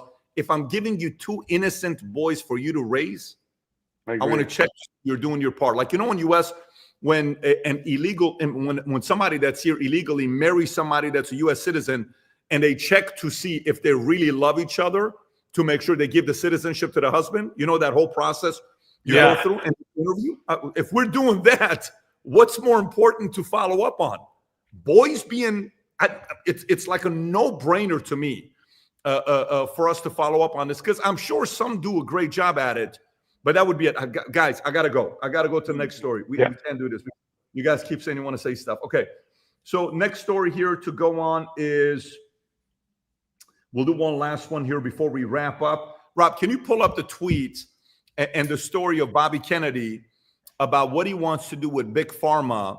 This is another one that's a top 10 on my list, guys. So New York Times story comes out. R.F. Kennedy Jr. wants to ban drug ads on TV. It wouldn't be easy. Let me get this straight. This guy wants to ban Big Pharma from advertising on TV. By the way, if this gets approved, it's the kiss of death for MSNBC, for NBC, for ABC, for any of those guys. Rob, if you go to the top of it, Rob, on that tweet, it shows how much money these guys spent advertising. If you remove there you go. In 2023, Big Pharma spent $15.58 billion on advertising. So think about how many people's salary is being funneled through Big Pharma to CNN to somebody, funneled through Big Pharma to MSNBC to somebody. Imagine how many people's salary is being purely funneled from Big Pharma to them, and a middleman is these media companies What would happen if that $16 billion, give or take, is gone? Who loses money on that? What happens to a lot of these guys' salary? Does that automatically make a company like CNN go from being worth $1.5 billion to being worth $500 million? What happens all of a sudden if you don't have Big Pharma financing you anymore? Where do you get your money from? Where does it literally come from? If Bobby does something like this and this gets passed down, by the way, this is the kind of stuff that if you're pushing this, by the way, this was also my top 5 list. I talked about this with Vivek when I sat down with him a year and a half ago. I talked about it with this guys for the last 2 years. This was so important. If this goes through, Bobby Kennedy needs full-time security around him. Yep. If this goes through, you guys ever seen the movie Gladiator where Russell Crowe is about to eat the soup and the other guy eats the soup, the big guy, to make sure they're not going after him? Somebody needs to eat everything that Bobby eats before Bobby eats it, because Bobby officially has some of the biggest gangsters, lobbyists that are going to be targeting him if he decides to go this direction. Tom, your thoughts. How likely is it that something like this can be passed under a Trump presidency and under a Bobby Kennedy running the HHS? Well, I think the probability is low right now, but it's rising every minute. And we also, in what you're saying about CNN, MSNBC, they're so marginal right now. And by the way, it's also happening to Fox. Fox is admitting that cable news is going down. They didn't renew Neil Cavuto. He was offered a much lower contract, and yet he was kind of this more moderate voice. Guess what? The money's got to come from somewhere. So you're going to have marginal stations like MSNBC, which is for sale right now, but they can't find anybody to buy it. CNN has been for sale. They were walking around with cocktail napkins that had, NDAs to buy CNN at the Allen and Company conference. The last time they did that, they got together. And if you take this money out, there's also something else that happens. The valuation of sports franchises goes down, because sports franchises are being lifted up by the value of TV contracts. TV contracts are being supported by $15-16 billion per year of sports advertising. So never mind the economic part of it, but I think there's a 20% chance of success on this, but I think it's rising every single day, because the rest of the world, it doesn't work this way. It doesn't work this way, the rest of the world. Europe, no advertising. Even Africa, no advertising. No advertising in Japan, Korea, Australia, Western nations. Now, New Zealand, little island off the coast of, Australia, they allow it and we allow it. But that's it. That is it. So this would not be an unprecedented move. This would bring the globe, into alignment on this. And that's, I'll say it again, I think it's 20% and rising every day. But I agree, Bobby needs protection. Vinny. PBD, you said, poking the bear. I don't think it's poking the bear. I think he's walking into the cave with a torch yelling, "Who wants some?" I remember yesterday I mentioned the movie Michael Caine, which I know you saw, which you thought was, we thought was phenomenal, where Michael Caine is a fiction lawyer and he's going up against this huge pharmaceutical company. And these people have, if you think about it, we're talking about multi-billion dollar, almost I push hundreds of $billion, pushing on $1 trillion companies. You gotta be careful, man. This guy, look at the history of RFK. He's lost his uncle. He lost his father because they were all voicing to help the American people. This is something that I think is extremely dangerous. I give him so much freaking credit, because there's people that talk the talk. Pat, this guy, with the history of murder and assassination in his family, he's still stepping up, because this guy is a true, genuine believer. This guy cares about the freaking country. He cares about the people. I pray to God that he's protected, but you said it. He has to be extremely careful. And that's one of the reasons I believe, Vincent Oshana's opinion, that the Biden administration didn't want to give him Secret Service protection for all that time, because they know who he is. They know he's a freaking threat. But now under the Trump administration, and I'm hoping to God, we still got some less than a month left, but that he's protected, Pat. And like you said, food, random heart attack, accident in a car. We have to be very, very careful. But I think it's, when it's too big to rig in that sense, but in this situation, it'd be extremely obvious if something happens to this guy. But I pray for him every single day. So it makes complete sense now why the mainstream media absolutely villainized this guy. And credit goes to who? Donald Trump for bringing him in and said, listen, I know you're a liberal and you got some crazy thoughts, but come on in, and completely embraced. It's very interesting. By the way, who is he the son of? Bobby Kennedy. Who is he the nephew of? JFK.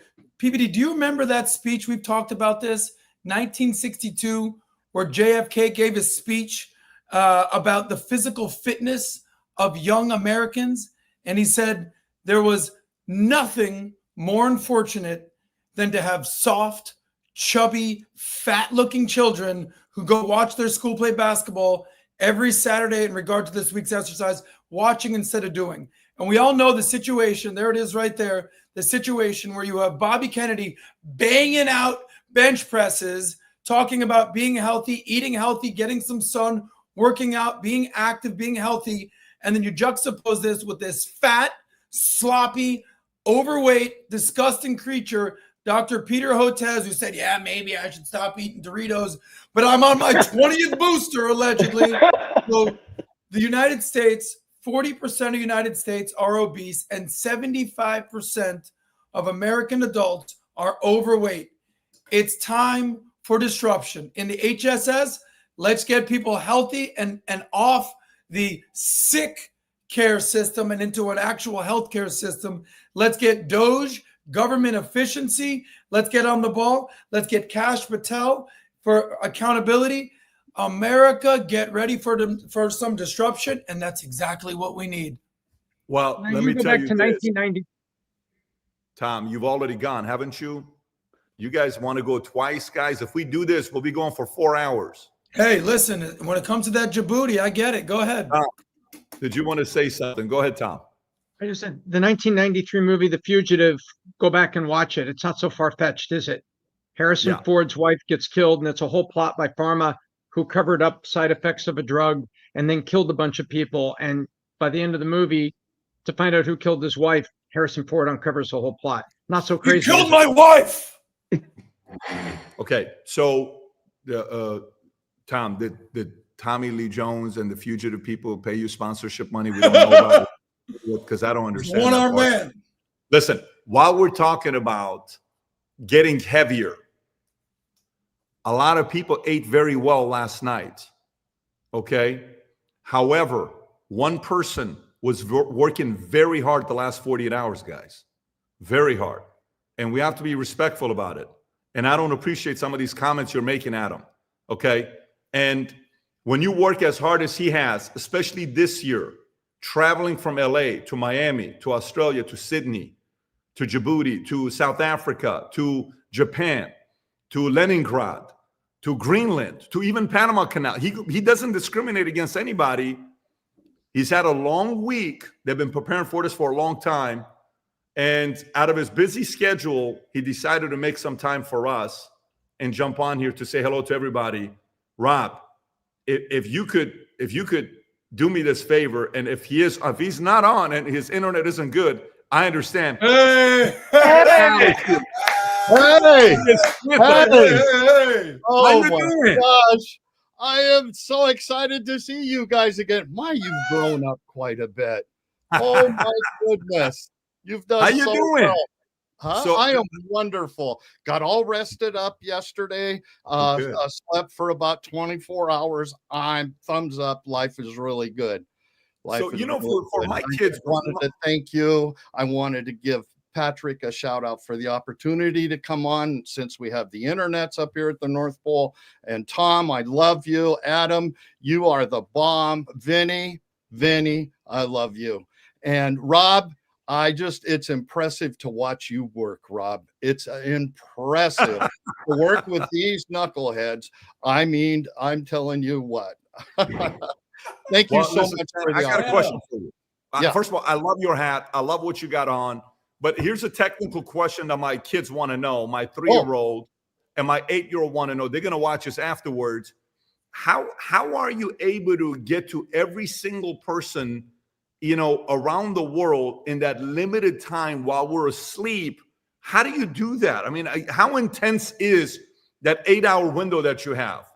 Well, it's it's a little difficult to understand, but it's multi-dimensional. My deer can get me there so fast and so incredibly quick to get to the top of each roof, get to the, and get down the chimney and back up. It's multi-directional, but it's the magic that we have. And we're going to be talking a little bit about that magic that we all have within our hearts. And we're all capable of that magic. So don't let me forget. I want to talk about that magic that your boys have. So the question with the magics is when you're out there in North Pole and all these people make movies making fun of you guys. I don't like it. But is there any Christmas movie they made that they depicted you in the most accurate possible way where you guys feel comfortable watching it together with all the elves and everybody else that's working out there? What movie do you guys like watching? Is it Elf? Is it Christmas Story? Is it Home Alone 1? Is it 2? What movie do you like watching the most that you trust? We like all the 3 series of Santa. There's 3 series of Santa, the Santa Claus. It's all those, but we also tie in some of the traditional, like Christmas Story. Matter of fact, I have the lamp in my living room window right now. I wish I could show it to you from Christmas Story. Yeah. And then there's actually even a book. There's even a book, Life's Lessons from the Christmas Story. It's really a good book. Yeah, What's the magic? Tell us about the magic, of the special season of Christmas and what it stands for, the story behind it. What's the magic behind it? This is the magic. I'm glad you brought it up. I remember a little boy who once was looking into the stars over Tehran, dreaming of a life of freedom and opportunity and family. That was his guiding light. You don't just follow that dream, Patrick. You created the path that now the light is the way for millions. That is what's so impressive. That's the magic in all of us. I think the world needs more PBD magic. I think the world needs more PBD magic.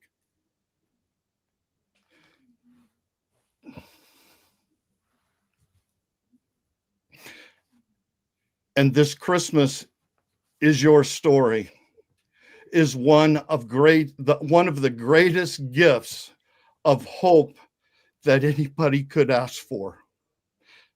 The future looks bright.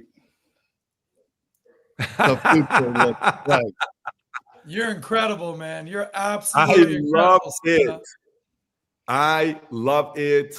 We appreciate you for coming in and sharing your thoughts, the gifts. When you came in here quickly and you left, I hope you enjoyed the cookie that was left. The kids always ask, we hope we make the best cookies, and you enjoyed. We have Tom's wife, Kim, is a little bit, she gets a little bit, when we get the cookie stuff that we got yesterday, she gets upset if we share it, like she doesn't like it, but she was kind enough to share with the rest of us, and it was a very kind gesture from her. I'm sure she's going to see this here.